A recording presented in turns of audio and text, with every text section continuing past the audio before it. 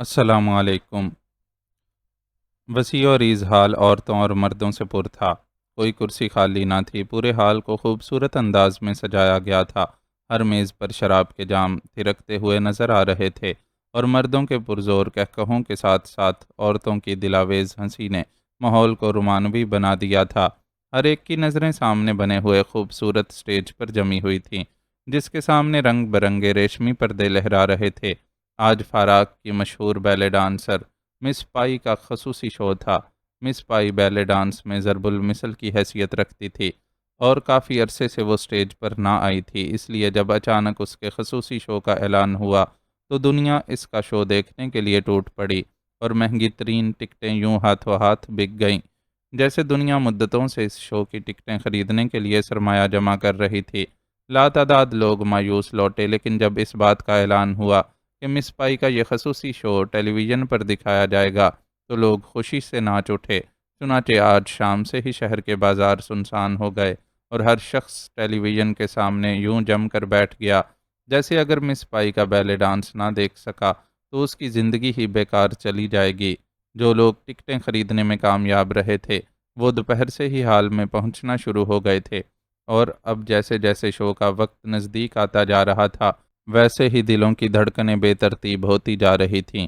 ہر شخص کی نگاہ پردہ اٹھنے پر تھی۔ ہال کے ایک کونے میں عمران بھی بیٹھا الو کی طرح آنکھیں پھاڑ پھاڑ کر لوگوں کو دیکھ رہا تھا۔ اس کے ساتھ صفدر، کیپٹن شکیل، جولیا، تنویر، نعمانی، صدیقی اور چوہان بھی کرسیوں پر ڈٹے ہوئے تھے۔ وہ سب ہی کل فاراق پہنچے تھے، اور اس بار ان کا یہ دورہ خالصتاً تفریحی نوعیت کا تھا۔ مسلسل کام کر کے وہ سب بری طرح تھک گئے تھے، اس لیے ایک بار صفدر نے کسی دوسرے ملک جا کر تفریح کرنے کا پروگرام بنایا تو وہ سب اس پروگرام میں شامل ہو گئے، اور پھر ظاہر ہے عمران کے بغیر تو تفریح کا لفظ ہی بیکار ہو جاتا تھا۔ چنانچہ ان سب نے مل کر عمران کے فلیٹ پر دھاوا بول دیا۔ پہلے تو عمران انکار کرتا رہا، لیکن جب ان سب نے براہ راست ایکشن کرنے کا فیصلہ کیا، یعنی نوبت ہاتھا پائی تک پہنچ گئی، تو مجبوراً عمران کو بھی سر تسلیم خم کرنا پڑا، اور پھر بلی کے گلے میں گھنٹی باندھنے کا فرض بھی عمران کو ہی انجام دینا پڑا، یعنی ایکس 2 سے اجازت حاصل کرنے کا کٹھن مرحلہ۔ ظاہر ہے عمران کے لیے یہ اجازت حاصل کر لینا معمولی بات تھی، اور اس طرح وہ سب کل ہی فاراق پہنچ گئے، اور یہاں آتے ہی تنویر نے نہ جانے کس طرح مس پائی کے خصوصی شو کے ٹکٹ حاصل کر لیے، اور نتیجہ یہ کہ وہ سب اس وقت ہوٹل کے ہال میں بیٹھے مس پائی کے بیلے ڈانس دیکھنے کے منتظر تھے۔ یہ بیلے ڈانس کیا ہوتا ہے مس جولیانا فٹز واٹر؟ اچانک عمران نے بلند آواز میں جولیا سے مخاطب ہو کر کہا، اور ارد گرد کی میزوں پر بیٹھے لوگ چونک کر اس کی طرف دیکھنے لگے۔ ان کے چہروں پر ناگواری کے آثار نمایاں ہو گئے، کیونکہ ظاہر ہے یہ بدذوقی کی انتہا تھی کہ کوئی شخص مس پائی کا ڈانس دیکھنے سے پہلے یہ پوچھے کہ بیلے ڈانس ہوتا کیا ہے۔ یہ ناچ کی ایک خاص قسم ہے جس میں پیٹ اور جسم کے نچلے حصے کو مخصوص انداز میں تھرکایا جاتا ہے۔ یہ انتہائی مشکل ڈانس ہے۔ جولیا نے قدرے خفیف ہوتے ہوئے جواب دیا، اچھا، یعنی پیٹ کا ڈانس۔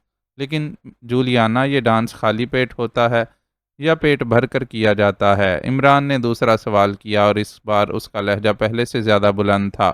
بکواس مت کرو، ہم یہاں تفریح کے لیے آئے ہیں، تمہاری بور باتیں سننے کے لیے نہیں۔ اچانک تنویر نے جھلا کر کہا، یعنی پیٹ کا ڈانس تفریح میں شامل ہے؟ بہت خوب۔ دنیا میں کروڑوں افراد بھوک کی شدت سے جب پیٹ کے بل ناچتے ہیں تو آپ لوگ اسے تفریح سمجھتے ہیں۔ یہ بیچاری مس پائی نہ جانے کب سے بھوکی ہوگی، اس کا نام تو رقص بھوک ہونا چاہیے۔ عمران کی زبان کینچی کی طرح چل رہی تھی، اور ظاہر ہے لہجہ بلند ہی ہوگا۔ آپ پلیز خاموش رہیں، ہمارے معزز مہمان آپ کی باتیں سننے نہیں آئے بلکہ شو دیکھنے آئے ہیں۔ اچانک ایک ویٹر نے قریب آ کر کہا۔ اس کا انداز مؤدبانہ ہی تھا، لیکن لہجہ بے حد تلخ تھا۔ آپ کی تعریف جناب قبلہ ناصح صاحب۔ عمران نے بھی اٹھ کر باقاعدہ مصافحے کے لیے ہاتھ بڑھاتے ہوئے کہا، بیٹھ جاؤ عمران، بیٹھ جاؤ، لوگ واقعی پریشان ہو رہے ہیں۔ اچانک صفدر نے بازو سے پکڑ کر عمران کو کرسی پر بٹھاتے ہوئے کہا، چلو بیٹھ کر پوچھ لیتا ہوں۔ عمران نے کہا، لیکن ویٹر اتنی دیر میں غائب ہو چکا تھا، اور پھر اس سے پہلے کہ کوئی اس کی بات پر کچھ کہتا، اچانک ہال میں جلنے والی تیز لائٹیں مدھم پڑتی چلی گئیں، اور سٹیج کے لہراتے ہوئے پردے آہستہ آہستہ سمٹتے چلے گئے۔ दूसरे लम्हे स्टेज, जिस पर एक खूबसूरत कालीन बिछा हुआ था, साफ नजर आने लगा। स्टेज पर इंतहाई तेज रोशनी डाली जा रही थी। स्टेज के दोनों कोनों में मौजूद टेलीविज़न कैमरे भी हरकत में आ गए और उनके चलने की मखसूस आवाज़ हाल में छा जाने वाली गहरी खामोशी में खासी तेज़ महसूस हो रही थी। दूसरे लम्हे स्टेज पर एक नौजवान ज़ाहिर हुआ। उसने हाथ में एक छोटा सा माइक पकड़ा हुआ था। नाजरीन, दुनिया की मारूफ तरीन फ़नकारा मिस पाई का बैले रक्स शुरू होने वाला है। मिस पाई को हमने आपकी खातिर बड़ी मुश्किल से इस शो पर आमादा किया है, इसलिए मेरी गुजारिश है कि आप बिल्कुल सुकून और इत्मीनान से मिस पाई का रक्स देखें और कोई ऐसी बात नहीं होनी चाहिए जो मिस पाई को नागवार गुजरे और नतीजा ये कि हमको उनके खूबसूरत रक्स से महरूम होना पड़े। नौजवान ने बड़े संजीदा लहजे में कहा। हाल में मुकम्मल खामोशी तारी थी। नौजवान चंद लम्हे खामोश खड़ा रहा और फिर उसने झुककर सीने पर हाथ रखा और बड़े रोमांटिक अंदाज में कहा, नाजरीन, मिस पाई। और दूसरे लम्हे तेज़ तेज़ कदम उठाता एक तरफ गायब हो गया। स्टेज के किनारों से म्यूज़िक शुरू हुआ और आहिस्ता आहिस्ता म्यूज़िक तेज़ होता चला गया और फिर जब म्यूज़िक अपने अरूज पर पहुंचा तो यकदम खामोश हो गया और दूसरे लम्हे स्टेज पर बिजली सी लहराई और लोगों की नज़रें फटी की फटी रह गईं। स्टेज पर एक नौजवान और खूबसूरत हसीना नीम उरियां लिबास में खड़ी मुस्कुरा रही थी। उसके अंग अंग से हुस्न व शबाब छलक रहा था। ये मिस पाई थी, दुनिया की मारूफ तरीन बैले डांसर। और फिर उसका बैले डांस शुरू हो गया। जैसे जैसे रक्स अरूज पर आता चला गया, लोग सांस लेना भूलते गए। यूं लग रहा था जैसे पत्थर के मुजस्समे हाल में नस्ब कर दिए गए हों। सिर्फ उनके दिल नाच की लय के साथ साथ धड़क रहे थे। और फिर 15 मिनट तक नाचने के बाद अचानक म्यूज़िक खामोश हो गया और इसके साथ ही पर्दे तेज़ी से बराबर होते चले गए और पूरा हाल तालियों की ज़ोरदार गूंज से थर्रा उठा। लोगों के हल्क से मुसर्रत की चीखें निकल रही थीं। मिस पाई ने भी आज अपने फ़न का अरूज पेश कर दिया था। बैले डांस का एक लाजवाब और ना भूलने वाला नमूना, ऐसा फ़न कि जिसकी याद लोगों को मुद्दतों तड़पाती रहेगी। अब हाल में बातों और कहकहों का तूफान सा आ गया था और लोग मुसलसल एक दूसरे से मिस पाई के फ़न पर बातें करते चले जा रहे थे। पूरे हाल में सिर्फ एक शख्स ऐसा था जो बिल्कुल खामोश बैठा हुआ था और ये अली इमरान था। अलबत्ता उसके साथी एक दूसरे से मिस पाई के फ़न पर बातें करने में मसरूफ़ थे। तनवीर तो मिस पाई के रक्स पर पागल हुआ जा रहा था। इमरान साहब, आपका इस डांस के बारे में क्या ख्याल है? अचानक सफदर ने इमरान को खामोश बैठा देखकर मुस्कुराते हुए पूछा। किस डांस के बारे में? इमरान ने चौंक कर पूछा। इस मिस पाई के डांस के बारे में जो आपने अभी देखा है, नोमानी ने जवाब देते हुए कहा। तो क्या वो डांस हो गया जिसके लिए हम आए थे? इमरान यूं बुरी तरह चौंका जैसे कोई बहुत बड़ा हादसा पेश आ गया हो। तो क्या आपने आंखें बंद कर रखी थीं? अभी मिस पाई ने कितना अजीमुशान रक्स का मुजाहरा किया है और आप पूछ रहे हैं कि कौन सा डांस? सफदर ने बुरा सा मुंह बनाते हुए कहा। अच्छा, तो ये बैले डांस था। कमाल है। मैंने तो समझा था कि किसी लड़की को बिजली का करंट लग गया है और वो बेचारी स्टेज पर बुरी तरह तड़प रही है और लोग खामोश बैठे हैं, उसकी मदद भी नहीं करते। इमरान ने बुरा सा मुंह बनाते हुए कहा। शुक्र है तुमने उसकी मदद की कोशिश नहीं की, वरना लोग हमारी बोटियां तक उड़ा देते। तनवीर ने दांत पीसते हुए कहा। मैंने सोचा तो था, लेकिन फिर मुझे डैडी का ख्याल आ गया था। वो कहा करते हैं कि औरतों को हाथ लगाने वाले को अल्लाह मियाँ दोज़ख में डाल देते हैं, और यकीन करो मुझे दोज़ख से बड़ा डर लगता है। हो सकता है अल्लाह मियाँ का फायर ब्रिगेड हमारे मुल्क की तरह सुस्त और निकम्मा हुआ तो मैं तो आग में जल मरूंगा और वो खड़े घंटियां बजाते रह जाएं। इमरान ने जवाब देते हुए कहा और तनवीर के अलावा बाकी सब लोग बेख्तियार हंस पड़े। लोग अब हाल में से उठ उठ कर जा रहे थे, इसलिए जूलिया भी उठ खड़ी हुई। मेरे ख्याल में अब चलना चाहिए, जूलिया ने खड़े होते हुए कहा और बाकी सब लोग भी सर हिलाते हुए उठ खड़े हुए। वाह, हमने इतनी महंगी टिकटें खरीदी हैं, हम रक्स भूख देखे बगैर कैसे जा सकते हैं? मैं बात करता हूँ मैनेजर से, या तो हमें रकम वापस करे या फिर डांस दिखाए। इमरान ने उठकर तेज़ लहजे में कहा और फिर इससे पहले कि कोई उसे रोकता, वो तेज़ी से दौड़ता हुआ काउंटर की तरफ बढ़ता चला गया। अरे अरे, इसे रोको, ये तो झगड़ा कराएगा, तनवीर ने चीखते हुए कहा। यार तनवीर, क्यों पागल हुए जा रहे हो? हम भी तफरीह के लिए आए हुए हैं, ये भी तो तफरीह ही होगी। और फिर इमरान की फ़िक्र ना करो, वो खुद ही बिगड़े हुए मंजर संभाल भी लेता है। कैप्टन शकील ने तनवीर को बाजू से पकड़कर आगे बढ़ने से रोकते हुए कहा। تم فراڈ ہو، دھوکے باز ہو، تم نقلی مس پائی کا شو دکھا کر ہمیں ٹرخا رہے ہو۔ ہم نے رقم اصلی مس پائی کا شو دیکھنے کے لیے خرچ کی ہے، ہمیں اصلی مس پائی کا شو دکھاؤ۔ ادھر عمران زور زور سے کاؤنٹر پر مکے مارتے ہوئے بلند آواز میں چیخ رہا تھا۔ اس کا لہجہ اتنا بلند تھا کہ حال میں موجود ہر شخص نے سنا، اور نقلی مس پائی کا سن کر سب ٹھٹک کر رک گئے۔ بولو، کہاں ہے وہ مینیجر؟ میرے سامنے لے آؤ اسے، میں ثابت کرتا ہوں کہ یہ نقلی مس پائی تھی۔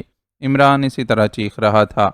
خاموش رہو، تمہیں یہ جرت کیسے ہوئی کہ ہم پر اتنا بڑا الزام لگاؤ؟ یہ اصلی مس پائی تھی، ساری دنیا نے اس کا شو دیکھا۔ اگر یہ نقلی ہوتی تو اب تک ہوٹل کی اینٹ سے اینٹ نہ بچ چکی ہوتی، کاؤنٹر مین نے غصے سے چیختے ہوئے کہا، اور پھر لوگ تیزی سے کاؤنٹر کے گرد اکٹھے ہوتے چلے گئے۔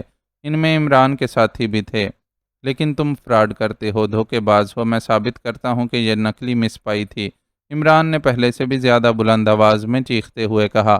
کون ہو تم اور کیوں چیخ رہے ہو؟ اچانک ایک لمبے تڑنگے آدمی نے آگے بڑھتے ہوئے انتہائی غصیلے لہجے میں کہا، مینیجر، یہ پاگل کہہ رہا ہے کہ ہم نے نقلی مس پائی کا شو دکھایا ہے۔ کاؤنٹر مین نے اس آدمی سے مخاطب ہو کر کہا، وہ ہوٹل کا مینیجر تھا۔ کیوں مسٹر، یہ کیا پاگل پن ہے؟ کیا تم ہوش میں ہو؟ مینیجر نے انتہائی تلخ لہجے میں عمران سے مخاطب ہو کر کہا، پرنس آف ڈمپ کو پاگل کہنے والا خود پاگل ہے۔ میں سچ کہہ رہا ہوں، یہ نقلی مس پائی تھی۔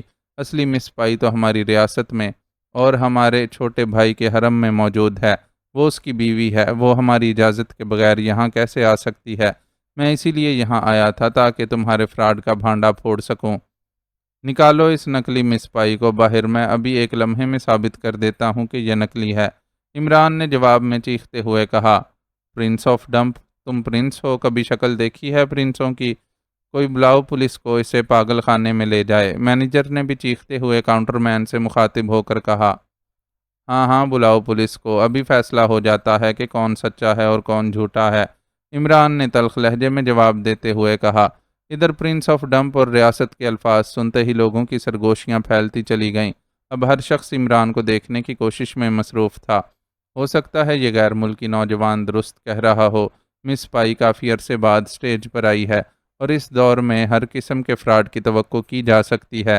اچانک ایک ادھیڑ عمر شخص نے مینیجر سے مخاطب ہو کر کہا، وہ اپنے چہرے مہرے اور لباس سے خاصا معزز دکھائی دے رہا تھا۔ میں سچ کہہ رہا ہوں سر، انہوں نے پورے فراق سے دھوکہ کیا ہے۔ آپ خود سوچئے، مس پائی بھلا ایسا ڈانس کرتی تھی؟ اس چھوکری کو تو بیلے ڈانس کی ابجد بھی نہیں آتی۔ کہاں مس پائی جیسی عظیم فنکارہ اور کہاں یہ چھوکری؟ عمران نے سر ہلاتے ہوئے کہا، اور اس کے ساتھ ہی لوگوں میں چیمگوئیاں پھیلتی گئیں۔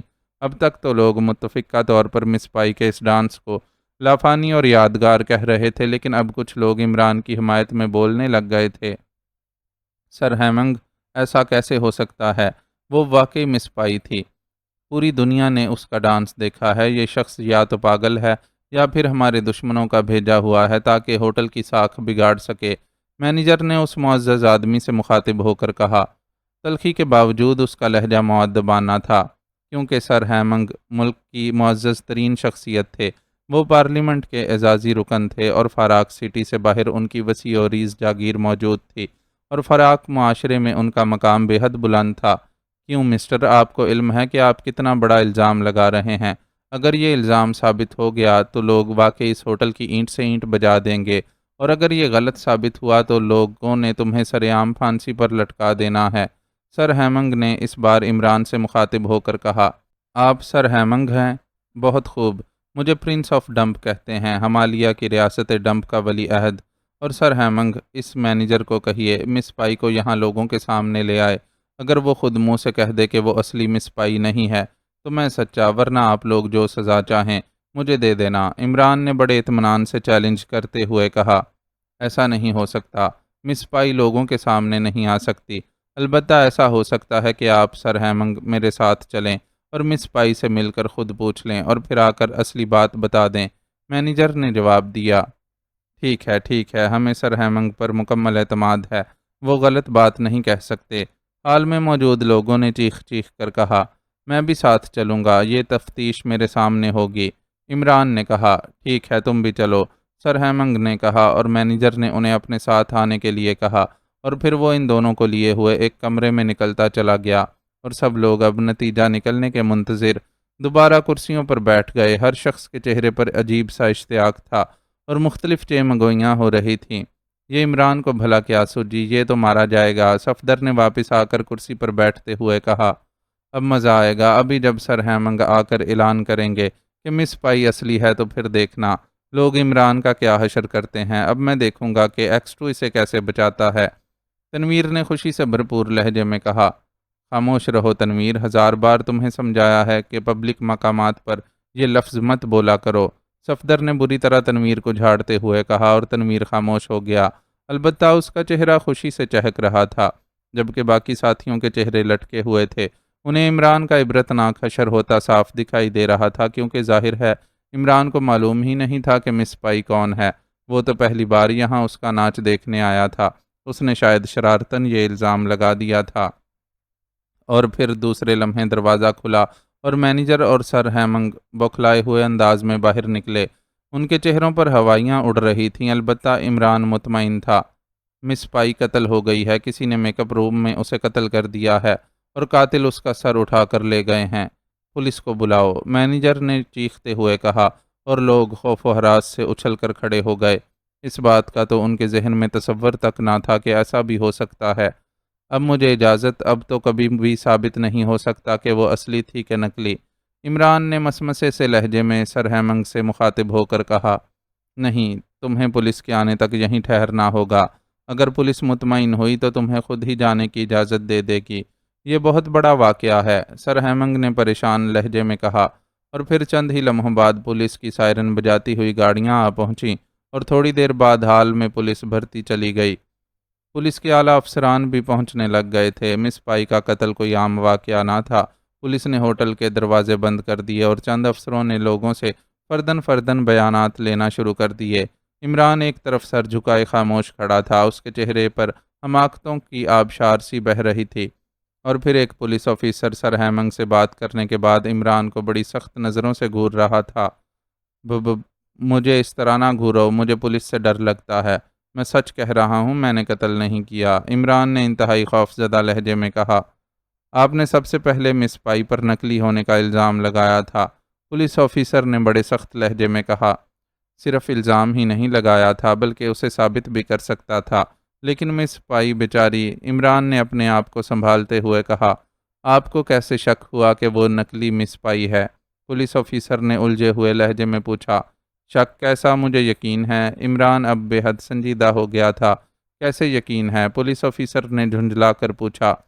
جیسے اس بات پر یقین ہے کہ تم مرد ہو، عورت نہیں، عمران نے معصوم سے لہجے میں جواب دیا، اور اس کے گرد کھڑے ہوئے لوگ بے اختیار ہنس دیے۔ آپ کو ہمارے ساتھ ہیڈ کوارٹر چلنا ہوگا، پولیس آفیسر نے غصیلے لہجے میں کہا۔ پیدل چلنا ہوگا یا آپ کسی سواری میں لے جائیں گے؟ عمران نے پوچھا۔ آپ کے ساتھی بھی ہیں؟ اچانک پولیس آفیسر نے سوال کیا۔ جی ہاں، وہ کھڑے ہیں، عمران نے صفدر اور کیپٹن شکیل کی طرف اشارہ کرتے ہوئے کہا، اور پولیس آفیسر نے انہیں بلوا لیا اور پھر اس نے ان سب کو بھی ہیڈ کوارٹر چلنے کو کہا۔ لیکن آپ کس جرم میں ہمیں لے جا رہے ہیں؟ اچانک کیپٹن شکیل نے سخت لہجے میں کہا۔ ہم فی الحال صرف پوچھ گچھ کریں گے، پولیس آفیسر نے نفرت بھرے انداز میں جواب دیتے ہوئے کہا۔ ہم ہوٹل ایروزونا میں ٹھہرے ہوئے ہیں آفیسر، وہاں آپ پوچھ گچھ کے لیے آ سکتے ہیں۔ ہیڈ کوارٹر لے جانا تو باقاعدہ وارنٹ گرفتاری لے کر آنا، لیکن وارنٹ گرفتاری حاصل کرنے سے قبل صرف یہ سوچ لینا کہ ہم معزز لوگ ہیں، بدمعاش یا آوارہ نہیں ہیں، کیپٹن شکیل نے انتہائی سخت لہجے میں کہا۔ آفیسر، آپ جو شک کر رہے ہیں وہ غلط ہے۔ پرنس شو ختم ہونے سے لے کر مس پائی کے قتل کے انکشاف تک میرے ساتھ رہے ہیں، اس لیے آپ ان پر شک نہیں کر سکتے۔ اس بات کی گواہی مینیجر بھی دے گا۔ اچانک سر ہیمنگ نے جو قریب کھڑے تھے مداخلت کرتے ہوئے کہا، اور پھر جب مینیجر اور کاؤنٹر مین نے بھی یہی بتایا کہ پرنس باہر ہی رہا ہے، تو پولیس آفیسر نے معذرت کر کے انہیں جانے کی اجازت دے دی اور ان سے ہوٹل کے کمرہ نمبر پوچھ کر ڈائری پر لکھ لیے تاکہ کسی وقت بھی ان سے رابطہ قائم کیا جائے۔ پرنس، اگر آپ مجھے اجازت دے دیں تو میں آپ کو اپنی جاگیر پر دعوت دوں، آپ بے حد دلچسپ آدمی ہیں۔ اچانک سر ہیمنگ نے پرنس سے مخاطب ہو کر کہا۔ اجازت ہے، عمران نے بڑے فیاضانہ انداز میں اجازت دیتے ہوئے کہا۔ تو چلیے، سر ہیمنگ نے مسکراتے ہوئے کہا۔ آپ کی جاگیر کسی تھانے کے اندر تو واقع نہیں، یقین کیجیے مجھے تھانے سے بے حد ڈر لگتا ہے، थाने का नाम जहन में आते ही मेरी आंखों के सामने सुरख सुरख आंखों और बड़ी बड़ी मूछें फड़फड़ाने लगती हैं। इमरान ने चेहरे पर खौफ पैदा करते हुए कहा, अरे नहीं प्रिंस, आइए मेरे साथ। सर हेमंग ने आगे बढ़ते हुए कहा, क्या मैं अकेला हूँ या मेरे साथी भी आ सकते हैं? इमरान ने कहा और सर हेमंग तेज़ी से मुड़े। उनके चेहरे पर नदामत के आसार थे। ओह वेरी सॉरी, वाकई मुझसे हमाकत हुई है। मैं आपके मुअज़्ज़ज़ साथियों को भी दावत देता हूँ। सर हेमंग ने बड़े माजरत वाले लहजे में कहा, लो भाई, अब तुम भी मुअज़्ज़ज़ हो ही गए, खुदा की शान। इमरान ने बड़बड़ाते हुए कहा, क्यों, हम मुअज़्ज़ज़ नहीं हैं? तुम्हारी तरह फटीचर तो नहीं। तनवीर ने झल्लाए हुए लहजे में कहा, सर हेमंग, ये हिमालयाई ज़ुबान का लफ्ज़ है और इस ज़ुबान में फटीचर प्रिंस को कहते हैं। अचानक जूलिया ने सर हेमंग से मुखातिब होकर कहा, ओह अच्छा, तो अब मैं इन्हें प्रिंस की बजाय फटीचर ही कहूँगा। खूबसूरत लफ्ज़ है, क्यों मिस्टर फटीचर? सर हेमंग ने इमरान से मुखातिब होकर कहा और पूरा बरामदा इमरान के साथियों के ज़बरदस्त कहकहों से गूंज उठा और इमरान खा जाने वाली नज़रों से जूलिया को देखता रह गया। उस एशियाई नौजवान को आखिर कैसे पता चला कि हमने होटल में शो के लिए नकली मिस पाई को भिजवाया था? मेज़ की दूसरी तरफ बैठे हुए एक उधेड़ उम्र आदमी ने गुस्से से मेज़ पर मुक्का मारते हुए कहा, हम क्या कह सकते हैं बॉस? वो आदमी जो अपने आप को प्रिंस ऑफ डंप कह रहा था, उसने बड़े एतमाद से चैलेंज किया था। यही वजह थी कि हमें फौरी तौर पर हरकत में आना पड़ा और राज बचाने के लिए लोसीला को कत्ल करके उसका सर भी साथ ले आना पड़ा ताकि उसके मेकअप का भांडा ना फूट जाए। सामने बैठे हुए एक करख्त चेहरे वाले नौजवान ने जवाब देते हुए कहा, यह तो तुमने बहुत अच्छा किया गोल्डी।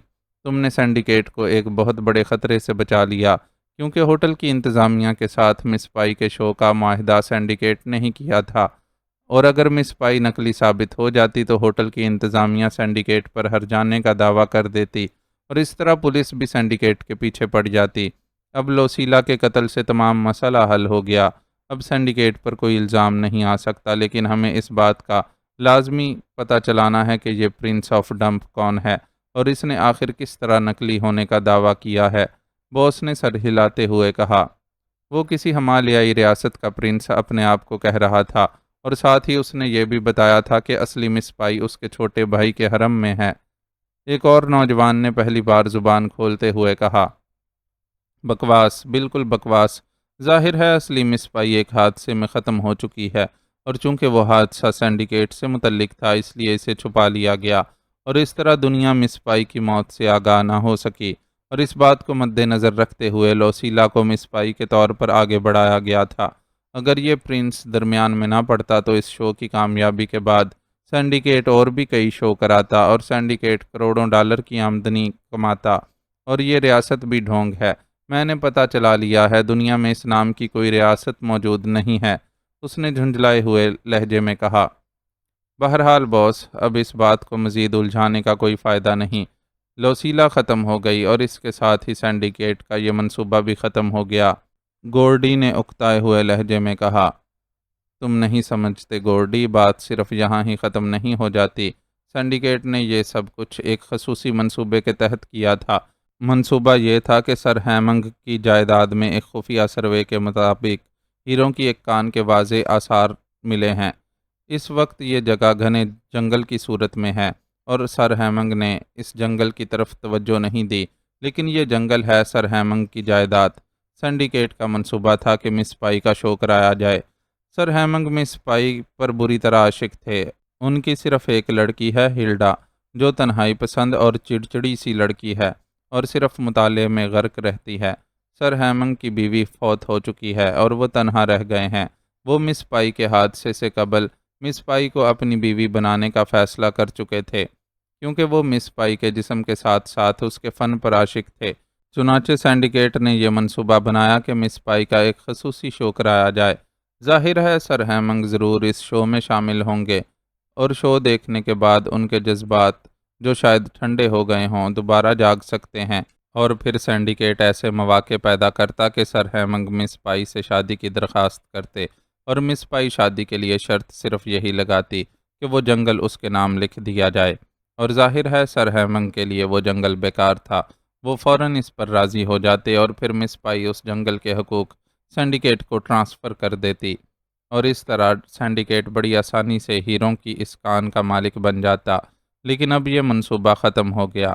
باس نے تفصیل بتاتے ہوئے کہا، واقعی منصوبہ تو بے حد شاندار تھا، لیکن سر ہیمنگ کو پتہ نہ چل جاتا کہ مس پائی کے میک اپ میں دوسری لڑکی ہے۔ ظاہر ہے شوہر سے تو یہ بات چھپائی نہیں جا سکتی، دوسرے نوجوان نے کہا۔ اس سلسلے میں بھی پروگرام بنا لیا گیا تھا۔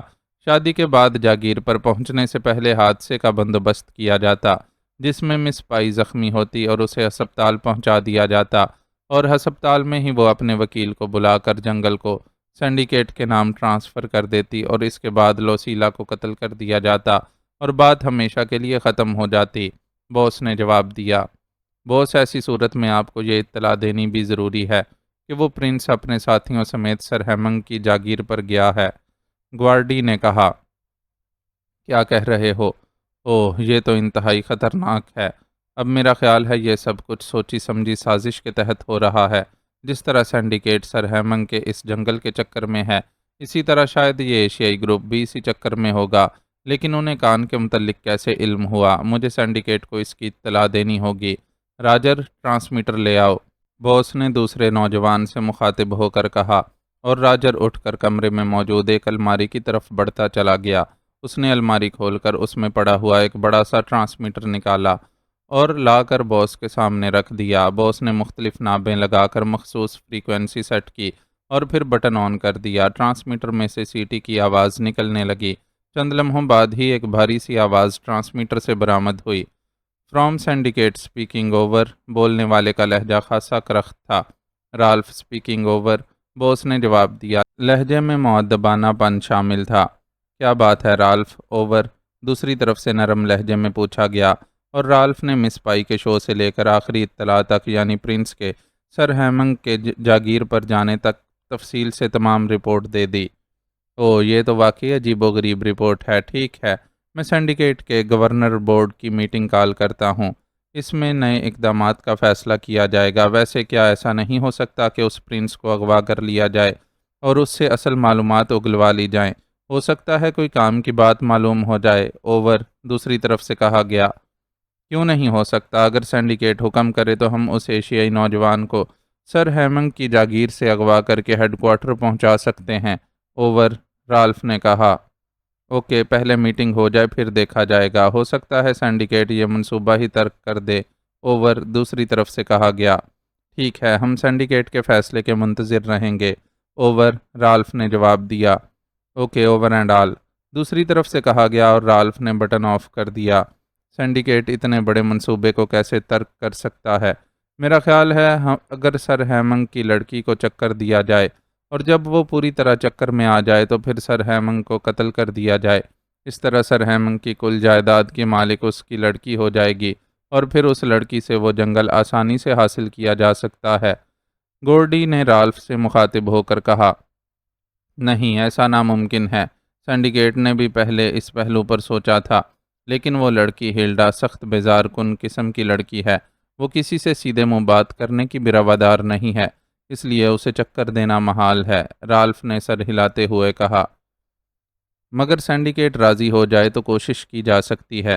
میں خود کوشش کر سکتا ہوں۔ آج تک بور سے بور اور بیزار سے بیزار لڑکی بھی میرے سامنے نہیں ٹھہر سکی۔ مجھے یقین ہے کہ میں ہلڈا کو سیدھا کر لوں گا۔ گورڈی نے مسکراتے ہوئے کہا، یہ ٹھیک ہے کہ تم وہ مین ہنٹر کے نام سے مشہور ہو، لیکن ہلڈا کچھ علیحدہ ہی طبیعت کی لڑکی ہے۔ سنڈیکیٹ نے اس سلسلے میں کوشش کی تھی لیکن کامیابی نہیں ہوئی۔ تم لیمب کو جانتے ہو، عورتوں کو شیشے میں ڈھالنے کے لیے کتنا بڑا فنکار ہے، لیکن اس نے بھی 2 ہی روز میں اپنی ناکامی کا اعلان کر دیا تھا۔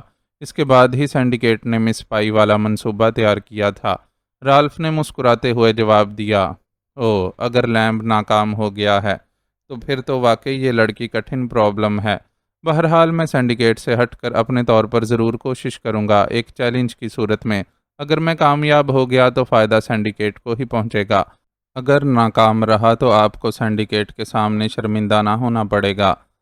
اگر تم بضد ہو تو ٹھیک ہے، تم اپنے طور پر کوشش کر لو، ہمارا گروپ تمہاری پوری امداد کرے گا۔ اور ویسے میں آج رات میٹنگ میں گورنر کے سامنے تمہارا یہ چیلنج بھی رکھوں گا، ہو سکتا ہے وہ مان جائیں۔ رالف نے سر ہلاتے ہوئے کہا، ٹھیک ہے، میں صبح تک ٹھہر جاتا ہوں۔ میں اپنے طور پر سر ہیمنگ کی جاگیر پر جاؤں گا یا سنڈیکیٹ کی طرف سے، بہرحال جاؤں گا ضرور، گورڈی نے کہا اور رالف نے سر ہلا دیا۔ گورڈی کے چہرے پر جو اعتماد موجود تھا، اس سے ظاہر ہو رہا تھا کہ اگر وہ کوشش کرے تو شاید کامیاب ہو جائے، اور پھر رالف نے صبح تک یہ میٹنگ برخاست کر دی اور گورڈی اور راجر اٹھ کر کمرے سے باہر نکلتے چلے گئے۔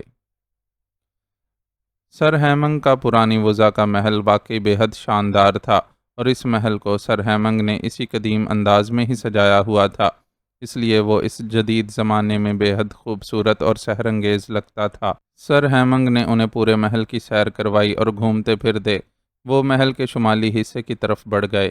اس حصے میں پھولوں کی بہت زیادہ بہتات تھی، یوں لگتا تھا جیسے اس حصے کی تزئین و آرائش پر زیادہ توجہ دی جاتی ہو۔ یہ حصہ میری بیٹی ہلڈا کے تصرف میں ہے، وہ تنہائی پسند اور آدم بیزار سی لڑکی ہے، بس ہر وقت مطالعے میں مصروف رہتی ہے۔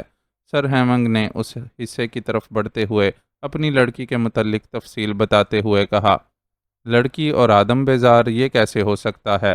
یہ تو دو متضاد چیزیں ہیں، عمران نے سنجیدہ ہوتے ہوئے کہا۔ وہ ہے ہی متضاد طبیعت کی لڑکی، سخت چڑچڑی۔ میں تو مہمانوں کو اس حصے کی طرف لے بھی نہیں جاتا، کیونکہ وہ اکثر معزز مہمانوں کی بے عزتی کرنے سے بھی نہیں چوکتی۔ سر ہیمنگ نے کہا، نہیں، ہم ضرور ملیں گے، پرنس آف ڈمپ سے زیادہ چڑچڑا کون ہو سکتا ہے؟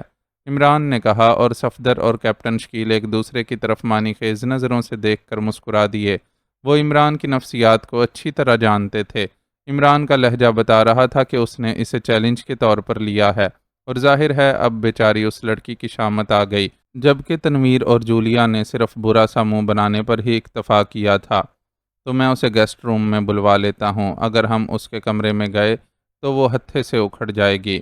سر ہیمنگ نے واپس مڑتے ہوئے کہا، جیسی آپ کی مرضی، عمران نے کہا، اور وہ سب واپس مڑ کر گیسٹ روم میں آ کر بیٹھ گئے۔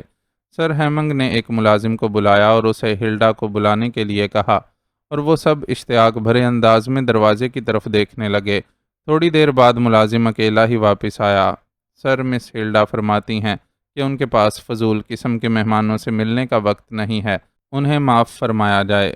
ملازم نے بڑے مؤدبانہ لہجے میں جواب دیتے ہوئے کہا، اوہ، مجھے اس بات کی توقع تھی، بہرحال رات کو کھانے پر ملاقات ہو جائے گی۔ سر ہیمنگ نے خفیف ہوتے ہوئے کہا، ارے نہیں سر ہیمنگ، ایسی کوئی بات نہیں، آپ جا کر انہیں کہیں کہ پرنس آف ڈمپ آپ سے ملاقات کے متمنی ہیں۔ اگر آپ کے پاس یہاں آنے کا وقت نہیں ہے تو وہ خود بنفس نفیس بارگاہ ناز میں حاضری دینے کے لیے تیار ہیں۔ عمران نے ملازم سے مخاطب ہو کر کہا، پرنس آف ڈمپ، بہت بہتر۔ ملازم نے ادب سے سر جھکاتے ہوئے کہا اور پھر مڑ کر دروازے سے باہر نکل گیا۔ وہ نہیں آئے گی، دیکھ لینا، سر ہیمنگ نے جواب دیا۔ کیسے نہیں آئے گی؟ آپ پرنس آف ڈمپ کو کیا سمجھتے ہیں؟ عمران نے بڑے اعتماد بھرے لہجے میں کہا، اور پھر چند لمحوں بعد سر ہیمنگ واقعی حیران رہ گئے جب دروازے پر ہلڈا نمودار ہوئی۔ وہ انتہائی خوبصورت لڑکی تھی اور اس نے انتہائی نفیس قسم کا قیمتی لباس پہنا ہوا تھا۔ ملازم اس کے پیچھے تھا۔ میں معافی چاہتی ہوں، میں نے پہلے یہ سمجھا تھا کہ ڈیڈی حسب عادت کسی عام سے لوگوں کو مہمان بنا کر لائے ہوں گے۔ ہلڈا نے معذرت بھرے لہجے میں کہا، prince of dump miss hemming کی خدمت میں آداب بجا لاتا ہے۔ آپ جیسی نفیس ذوق کی خاتون سے شرف ملاقات ہماری زندگی کو یادگار بنا دے گا۔ عمران نے اٹھ کر باقاعدہ کورنش بجا لاتے ہوئے کہا، او، آپ ہیں پرنس، مجھے ہلڈا کہتے ہیں، اور یہ آپ جھکے کیوں ہیں؟ کیا آپ کے پیٹ میں تکلیف ہے؟ ہلڈا نے بڑے معصوم سے لہجے میں کہا۔ اس کی آنکھوں میں شرارت تھی۔ عمران کے ساتھی اس کی بات سن کر بے اختیار مسکرا دیے۔ ہلڈا واقعی عمران کا جوڑ لگ رہی تھی۔ دراصل مس ہلڈا، میں آپ کے جوتوں پر موجود پالش کی کوالٹی پر غور کر رہا تھا۔ میرا خیال ہے کہ یہ پالش آپ کی اپنی تیار کردہ ہے، اسی لیے جوتے پالش شدہ ہونے کے باوجود یوں لگ رہے ہیں جیسے کسی کوڑے کے ڈھیر سے اٹھائے گئے ہوں۔ عمران نے بڑے سنجیدہ لہجے میں جواب دیتے ہوئے کہا، اوہ، آپ مجھ پر طنز کر رہے ہیں، میرے جوتے آپ کی شکل مبارک سے زیادہ خوبصورت ہیں۔ بہرحال مجھے آپ سے مل کر یقیناً خوشی ہوئی، کیونکہ میری خواہش تھی کہ میں کسی مشرقی شہزادے سے ملوں، لیکن معاف کیجیے، آپ میں تو شہزادوں والی تو کوئی بات ہے ہی نہیں، نہ ہی تاج ہے، نہ گلے میں ہیروں کا ہار، نہ ہی باڈی گارڈ، ہلڈا نے مسکرا کر کہا، اور سر ہیمنگ کے ساتھ کرسی پر بیٹھ گئی۔ ہلڈا، یہ معزز مہمان ہیں، کم از کم آداب محفل کا تو خیال رکھا کرو۔ سر ہیمنگ نے برا منہ بناتے ہوئے ہلڈا سے مخاطب ہو کر کہا، مس ہلڈا درست کہہ رہی ہیں سر ہیمنگ، ہماری دادی اماں بھی ایسی ہی باتیں کرتی رہتی ہیں، لیکن آپ جانتے ہیں بوڑھے لوگوں کی باتوں پر تو نوجوان کبھی کان نہیں دھرتے، آپ کو بھی ان کی باتوں کا برا نہیں منانا چاہیے، اگلے وقتوں کے ہیں یہ لوگ، انہیں کچھ نہ کہو، عمران نے بڑے سنجیدہ لہجے میں کہا، اور سر ہیمنگ عمران کی بات پر بے اختیار مسکرا دیے۔ اچھا مجھے اجازت، میرے پاس اتنا فضول وقت نہیں کہ میں اسے احمقوں میں بیٹھ کر گزار سکوں، میں تو صرف مشرقی شہزادے کا نام سن کر آ گئی تھی، ہلڈا نے ایک جھٹکے سے کرسی سے اٹھتے ہوئے کہا، اور پھر تیز تیز قدم اٹھاتی ہوئی دروازے کی طرف بڑھتی چلی گئی۔ اوہو سر ہیمنگ، یہ بیچاری ہلڈا کی ایک ٹانگ چھوٹی ہے، اوہ بیچاری کو روگ لگ گیا، عمران نے بڑے ہمدردانہ لہجے میں سر ہیمنگ سے مخاطب ہو کر کہا، شٹ اپ، تمہیں تمیز ہے بات کرنے کی، نکل جاؤ یہاں سے، ورنہ میں نوکروں سے دھکے دلوا کر باہر پھنکوا دوں گی۔ ہلڈا جو دروازے تک پہنچ چکی تھی، عمران کا تبصرہ سن کر برداشت نہ کر سکی اور پلٹ کر عمران پر چڑھ دوڑی۔ ٹانگ کے ساتھ ساتھ آنکھیں بھی بہنگی معلوم ہوتی ہیں، بہرحال اللہ کی مرضی، چاند میں بھی تو داغ ہوتے ہیں۔ عمران نے پدرانہ انداز میں دوسرا تبصرہ کیا، اور ہلڈا کو تو جیسے دورہ پڑ گیا، وہ کسی وحشی کی طرح عمران پر لپکی، لیکن جولیا نے تیزی سے اٹھ کر اسے سنبھال لیا۔ تم احمق آدمی ہو، تمہیں صنف نازک سے بات کرنے کی بھی تمیز نہیں ہے، آؤ ہلڈا میرے ساتھ، جولیا نے عمران کو غصیلے انداز میں ڈانٹتے ہوئے کہا، اور پھر ہلڈا کو پچکار کر اپنے ساتھ لیے کمرے سے باہر نکلتی چلی گئی۔ آج تک اس سے کسی نے ایسے لہجے میں بات نہیں کی، اس لیے وہ غصے سے پاگل ہو گئی ہے۔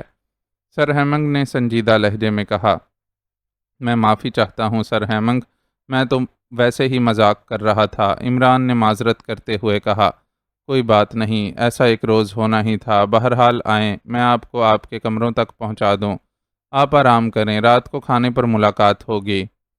سر ہیمنگ نے اٹھتے ہوئے کہا، ان کی طبیعت شاید مکدر ہو چکی تھی، اور پھر اپنے ملازم کو بلا کر مہمانوں کو ان کے کمروں تک پہنچانے کے لیے کہا، اور وہ سب ملازم کے ہمراہ چلتے ہوئے محل کے ایک حصے کی طرف آئے، جہاں ان کے لیے خوبصورت انداز میں سجے ہوئے آرام دہ کمرے موجود تھے۔ آخر تمہیں ہو کیا جاتا ہے؟ کیا تمہارا دماغ واقعی خراب ہے؟ وہاں تم نے مس پائی کے نکلی ہونے کا جھگڑا ڈال دیا، اور یہاں آ کر اس بیچاری ہلڈا کی اس کے باپ کے سامنے بے عزتی کر دی۔ ملازم کے جاتے ہی تنویر آنکھیں نکالتا ہوا عمران پر چڑھ دوڑا۔ واقعی عمران صاحب، میں تو تصور بھی نہ کر سکتا تھا کہ آپ اس طرح ایک خاتون کا برملا مذاق اڑائیں گے، کیپٹن شکیل نے بھی سنجیدہ لہجے میں کہا، لیکن یہ آپ کو آخر مس پائی کو نکلی کہنے کی سوجی کیا، اور پھر اس کا قتل، یہ کوئی پراسرار چکر ہے؟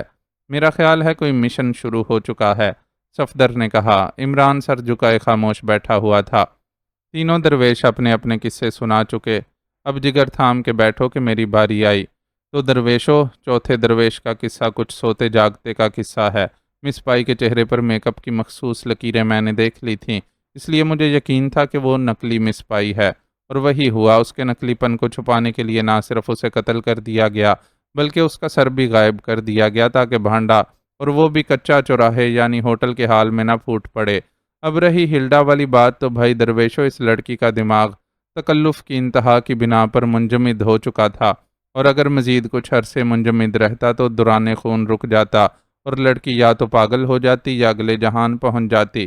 اس لیے میں نے اس کا علاج کیا ہے، اسے غصہ دلایا، اس کا دماغ اب کھل چکا ہے، اور اب وہ خطرے کی رو سے باہر نکل آئی ہے۔ اب بولو، اس درویش نے کون سی غلط بات کی ہے جس پر باقی درویش اتنا برا منا رہے ہیں؟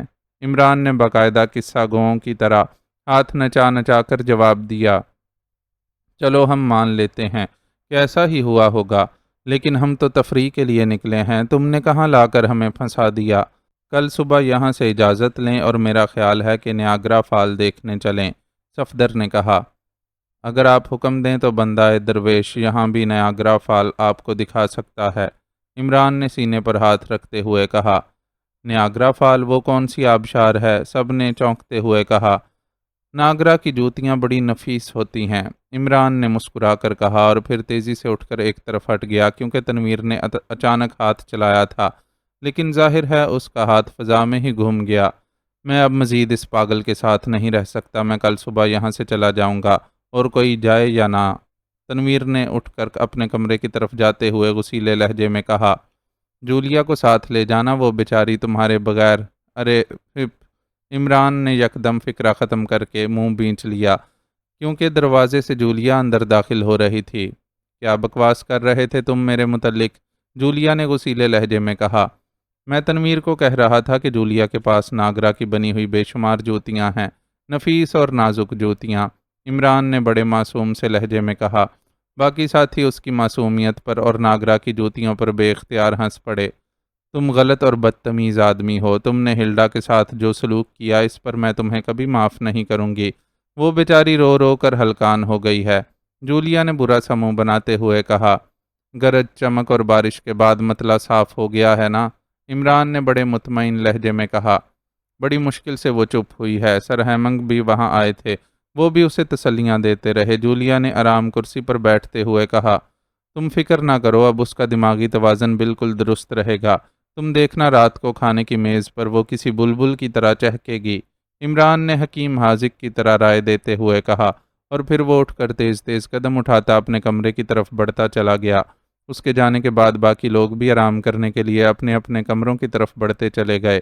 ہلڈا کو عمران کی باتوں پر اتنا غصہ آیا تھا کہ وہ بالکل ہی نہ سنبھل سکی اور غصے میں بفری ہوئی شیرنی کی طرح عمران پر چڑھ دوڑی، لیکن جولیا سے زبردستی واپس اس کے کمرے میں لے آئی تو غصے کی شدت اور انتہا کے باعث وہ جب اور کچھ نہ کہہ سکی تو اس کی آنکھوں سے آنسوؤں کی جھڑیاں لگ گئیں۔ جولیا اسے تسلیاں دیتی رہی اور پھر سر ہیمنگ نے بھی آ کر معذرت کی اور آہستہ آہستہ اس کے دماغ پر چھا جانے والا غصہ ختم ہو گیا اور وہ پرسکون ہو گئی۔ اس نے جولیا کا شکریہ ادا کیا اور جولیا اسے بستر پر لٹا کر واپس چلی گئی۔ ہلڈا اب بستر پر لیٹی ہوئی نہ چاہنے کے باوجود پرنس آف ڈمپ کے بارے میں سوچ رہی تھی، جس نے بھری محفل میں اسے یوں بے عزت کر دیا تھا، اور پھر اسے بھی خیال آ گیا کہ اس نے بھی تو باوجود اس بات کے کہ وہ مہمان ہے، اس کی شکل پر طنز کیا تھا، اسے بھری محفل میں ذلیل کیا تھا، حالانکہ وہ خاصا وجیح اور خوبصورت اور اچھا شخص محسوس ہو رہا تھا۔ چنانچہ اس نے بھی جوابی کارروائی کے طور پر ایسا کیا۔ ابھی وہ یہی باتیں سوچ رہی تھی کہ اچانک اسے کمرے کی پچھلی کھڑکی پر دستک سنائی دی۔ وہ چونک کر اٹھی تو اس کے منہ سے ہلکی سی چیخ نکل گئی۔ پچھلی کھڑکی میں پرنس ٹانگیں لٹکائے بڑے اطمینان سے بیٹھا ہوا تھا۔ کسی خاتون کی خلوت میں دخل اندازی واقعی آداب کے خلاف ہے، لیکن مجھے یقین تھا کہ اگر میں سامنے کے دروازے سے آتا تو آپ کبھی دروازہ نہ کھولتیں، اس لیے مجبوراً مجھے اس دروازے سے آنا پڑا۔ عمران نے اچھل کر فرش پر کھڑا ہوتے ہوئے کہا۔ مگر آپ ادھر سے آئے کیسے؟ یہ تو نیچے سپاٹ دیوار ہے اور بے پناہ گہرائی ہے، ہلڈا نے پریشان لہجے میں کہا۔ مجھے خوش قسمتی سے اڑنا بھی آتا ہے، ہماری ریاست میں ایک مشہور جادوگر گزرا ہے جسے سامری جادوگر کہتے ہیں، میں اس کا شاگرد ہوں، عمران نے بڑے سنجیدہ لہجے میں کہا۔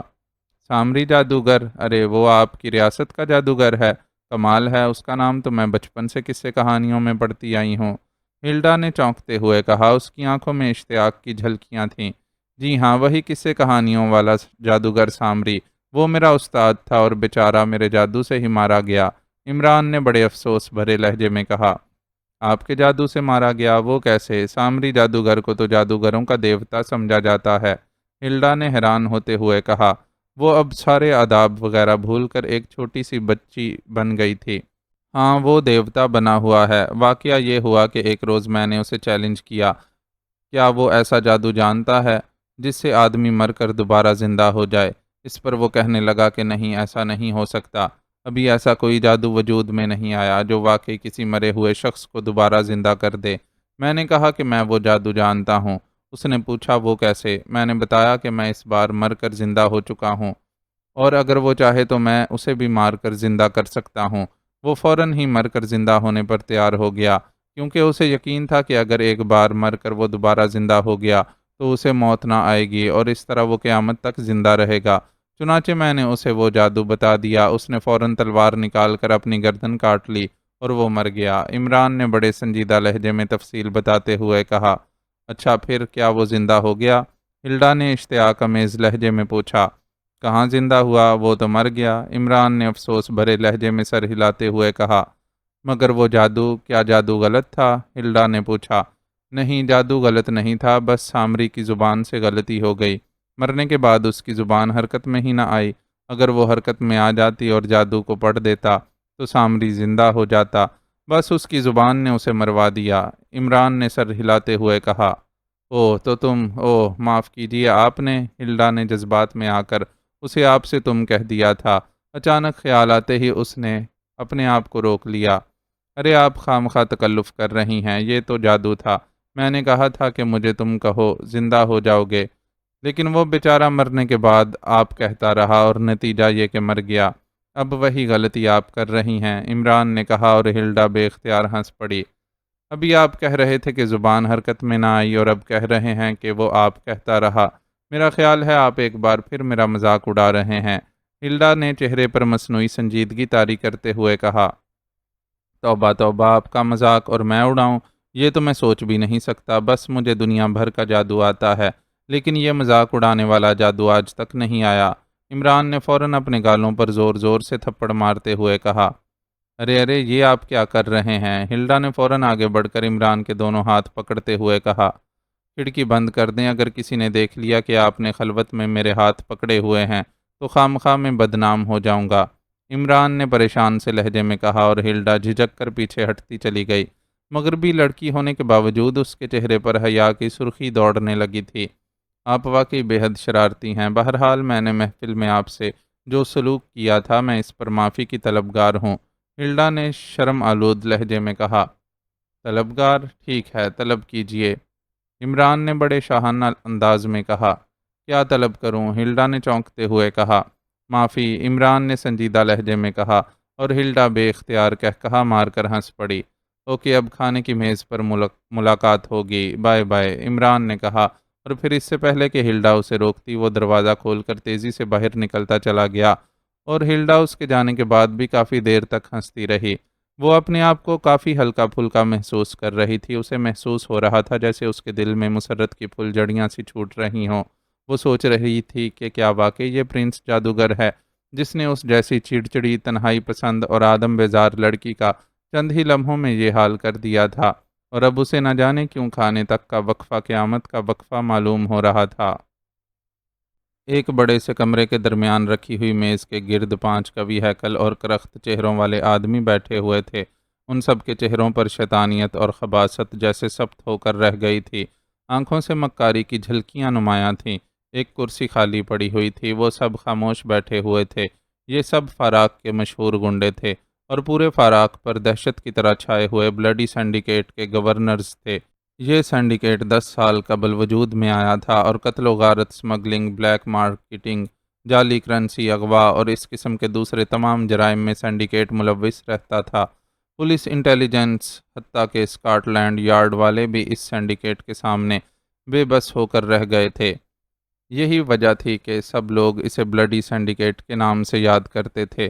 سنڈیکیٹ کے تحت پورے ملک میں بے شمار کلب، جوئے خانے، بار چل رہے تھے، جہاں ہر قسم کا جرم کھلے عام ہوتا تھا، اور کسی کو یہ جرت نہ تھی کہ ان کے معمولی سے معمولی کارکن پر بھی ہاتھ ڈال سکے، کیونکہ ان کی طرف انگلی اٹھانے والے کو سر عام ذبح کر دیا جاتا تھا، اس کے بچوں کو زندہ جلا دیا جاتا تھا۔ اس لیے ہر شخص اس سینڈیکیٹ سے اس طرح خوفزدہ رہتا تھا کہ جیسے یہ موت کے ٹھیکیدار ہوں۔ یہ سب آج ایک خصوصی میٹنگ کے لیے اکٹھے ہوئے تھے، اور اس وقت انہیں سینڈیکیٹ کے باس کا انتظار تھا۔ باس میں ہر وہ مکروہ خصوصیت موجود تھی جس کی کسی جرائم پیشہ شخص سے توقع کی جا سکتی ہے۔ اس کے علاوہ شاید وہ دنیا کا سب سے زیادہ ظالم اور سنگ دل آدمی تھا۔ چند لمحوں بعد کمرے کا دروازہ کھلا اور ایک دبلا پتلا خاصا طویل القامت آدمی ڈھیلا ڈھالا سوٹ پہنے اندر داخل ہوا۔ اس کی ناک پر سنہرے فریم والا چشمہ موجود تھا۔ وہ چہرے مہرے سے کسی یونیورسٹی کا پروفیسر لگتا تھا۔ اس کا نام تو فن لے تھا، لیکن سینڈیکیٹ میں یہ ڈیول کے نام سے مشہور تھا۔ اس کا دعویٰ تھا کہ فاراق کے وسیع و عریض ملک میں جہاں بھی کوئی جرم ہوتا تھا اس کے پیچھے فن لے کا ہاتھ ضرور ہوتا تھا۔ ہیلو فرینڈز، مجھے زیادہ دیر تو نہیں ہوئی، فن لے نے کرسی پر بیٹھتے ہوئے کہا۔ نہیں باس، آپ ٹھیک وقت پر آئے ہیں، قریب بیٹھے ہوئے ایک آدمی نے مسکراتے ہوئے کہا۔ تو پھر کارروائی شروع کی جائے۔ رالف، تم رپورٹ دو۔ مجھے معلوم ہوا ہے کہ تمہارے علاقے میں کوئی زبردست گڑبڑ ہوئی ہے، باس نے سامنے بیٹھے ہوئے رالف سے مخاطب ہو کر کہا۔ یس باس، سینڈیکیٹ کے فیصلے کے مطابق میں نے ہوٹل سلور سینڈ والوں سے مس پائی کے خصوصی شو کا معاہدہ کیا، اور لوسیلا کو، جس کا جسم اور قد و قامت مس پائی سے ملتی جلتی تھی اور جس نے بیلے ڈانس کی خصوصی تربیت لی ہوئی تھی، میک اپ کر کے سٹیج پر بھجوا دیا۔ شو بے حد کامیاب رہا اور سینڈیکیٹ کو لاکھوں ڈالر کی آمدنی ہوئی، اور خاص بات یہ کہ سر ہیمنگ بھی توقع کے مطابق وہاں موجود تھے۔ سینڈیکیٹ کا فیصلہ تو یہی تھا کہ چند شو کر کے موٹی رقم حاصل کی جائے اور مس پائی کی شادی سر ہیمنگ سے کرا دی جائے، اور پھر اس شادی کے معاوضے میں سر ہیمنگ کی جاگیر میں واقع سونے کی کان کے حقوق ملکیت حاصل کر لیے جائیں۔ یہ تمام مشن بالکل درست طور پر سر انجام پا جاتا، لیکن شو کے خاتمے پر وہاں حال میں موجود ایک ایشیائی نوجوان جو اپنے آپ کو کسی ہمالیائی ریاست ڈمپ کا پرنس کہتا تھا، کاؤنٹر پر آ کر زور زور سے چیخنے لگا کہ شو نکلی مس پائی کا کیا گیا ہے۔ پہلے تو اس پرنس کو جھٹلایا گیا، لیکن پھر سر ہیمنگ درمیان میں کود پڑے۔ سر ہیمنگ کی دلچسپی آپ جانتے ہی ہیں۔ اب صورتحال یہ ہو گئی تھی کہ سر ہیمنگ کے سامنے اگر نکلی مس پائی کی کلی کھل جاتی تو نہ صرف یہ کہ تمام مشن ختم ہو جاتا بلکہ ہوٹل کی بھی اینٹ سے اینٹ بجا دیتے۔ سینڈیکیٹ کی شہرت کو بھی زبردست دھچکا لگتا، اس لیے فوری طور پر مس پائی کے قتل کا فیصلہ کیا گیا۔ وہاں سے مس پائی کا فوری اغوا چونکہ ناممکن تھا، اس لیے اسے قتل کر کے اس کی گردن غائب کر دی گئی، اس لیے وقتی طور پر معاملہ دب گیا۔ سر ہیمنگ اس نوجوان کو اس کے ساتھیوں سمیت اپنے جاگیر پر لے گئے۔ وہ شاید مس پائی کے قتل کے متعلق مزید تسلی کرنا چاہتے ہوں گے۔ مکروہ صورت رالف نے تفصیل بتاتے ہوئے کہا، اس کا مطلب ہے سینڈیکیٹ کا منصوبہ بری طرح ناکام ہو گیا، اب مس پائی والا کھیل دوبارہ نہیں کھیلا جا سکتا۔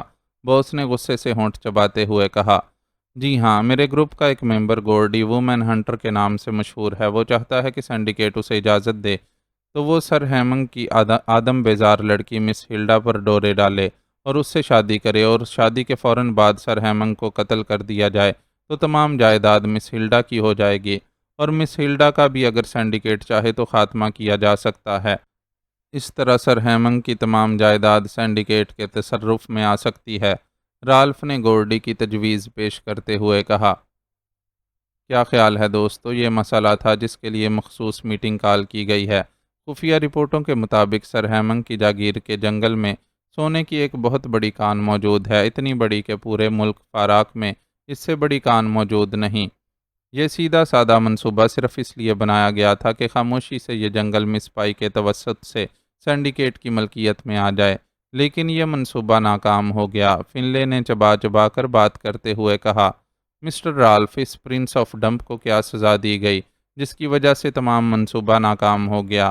کونے میں بیٹھے ہوئے ایک شخص نے کرخت لہجے میں کہا، فی الحال اسے کچھ نہیں کہا گیا کیونکہ پولیس اس قتل کی تفتیش میں مصروف ہے، اور پھر وہ اور اس کے ساتھی جن میں 6 ایشیائی مرد اور ایک سوئس عورت شامل ہیں ہوٹل سے سر ہیمنگ کے ساتھ ان کی جاگیر پر چلے گئے تھے۔ رالف نے جواب دیا، بوس، سینڈیکیٹ نے سرے سے یہ منصوبہ ہی غلط بنایا تھا۔ اتنا لمبا کھیل کھیلنے کا کیا فائدہ؟ یا تو سر ہیمنگ کو اغوا کر لیا جائے اور اسی سے زبردستی اس جنگل کے ملکیت نامے پر دستخط کرا لیے جائیں، اور اگر اس میں یہ خطرہ ہو کہ سر ہیمنگ بین الاقوامی شہرت رکھتے ہیں اس لیے معاملہ طول پکڑ جائے گا، تو اس کی لڑکی کو اغوا کر لیا جائے اور اس کی رہائی کا مطالبہ وہ جنگل ہو، بات بن جائے گی۔ ایک اور شخص نے کرخت اور سرد لہجے میں تجویز پیش کرتے ہوئے کہا، دراصل یہ منصوبہ صرف اس لیے بنایا گیا تھا کہ کسی کو اس کان کی بابت معلوم نہ ہو، کیونکہ اس کان کا علم ہوتے ہی جھگڑوں کا ایک طویل سلسلہ کھڑا ہو سکتا ہے، اور پھر سر ہیمنگ بھی بین الاقوامی شہرت کا مالک ہے۔ اگر اسے اغوا کیا جائے یا اس کی لڑکی کو، تو ہو سکتا ہے کہ انٹرپول اس معاملے میں کود پڑے اور حالات خراب ہو جائیں، لیکن اب تو بہرحال وہ منصوبہ ختم ہو گیا۔ اب اس میٹنگ کا مقصد صرف اتنا ہے کہ اس سلسلے میں کوئی تیز ترین اور کامیاب منصوبہ سوچا جائے، بوس، فنلے نے وضاحت کرتے ہوئے کہا۔ بوس، پہلی بات تو یہ ہے کہ سینڈیکیٹ کے اصولوں کے مطابق منصوبے کی ناکامی کا انتقام اس پرنس اور اس کے ساتھیوں سے فوری طور پر لیا جائے، انہیں گولیوں سے چھلنی کر دیا جائے اور بتا کر کیا جائے کہ انہوں نے سینڈیکیٹ کے راستے میں آنے کی کوشش کی ہے۔ اس کے بعد بہتر صورت تو یہی ہے کہ اس جنگل کے ٹرانسفر کے کاغذات مکمل کر کے یہاں سے سر ہیمنگ کی جاگیر پر جایا جائے اور وہاں اس کی لڑکی کے حلق پر چھری رکھ کے اس سے ٹرانسفر پر دستخط کرائے جائیں، اور پھر ان دونوں کو اس وقت تک قابو میں رکھا جائے جب تک ٹرانسفر قانونی طور پر مکمل نہیں ہو جاتی۔ اس کے بعد سر ہیمنگ سینڈیکیٹ کا کچھ بھی نہیں بگاڑ سکتا۔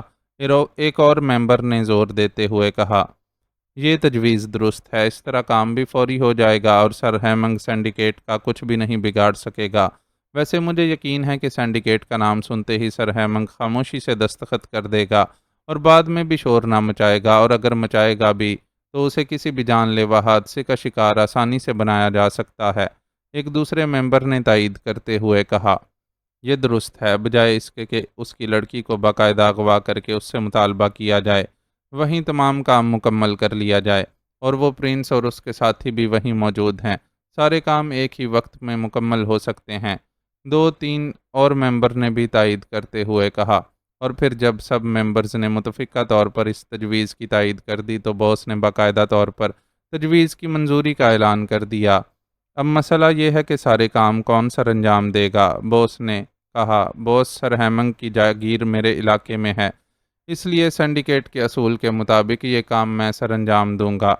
ایک ممبر نے کہا، باس، چونکہ پہلا منصوبہ میرے علاقے میں ناکام ہوا ہے اور یہ میرے علاقے کی شہرت پر دھبا ہے، اس لیے میرا حق ہے کہ میں ہی اسے سر انجام دوں۔ رالف نے کہا، باس، میرا خیال ہے اس کام کے لیے ایک خصوصی ٹیم مقرر کی جائے۔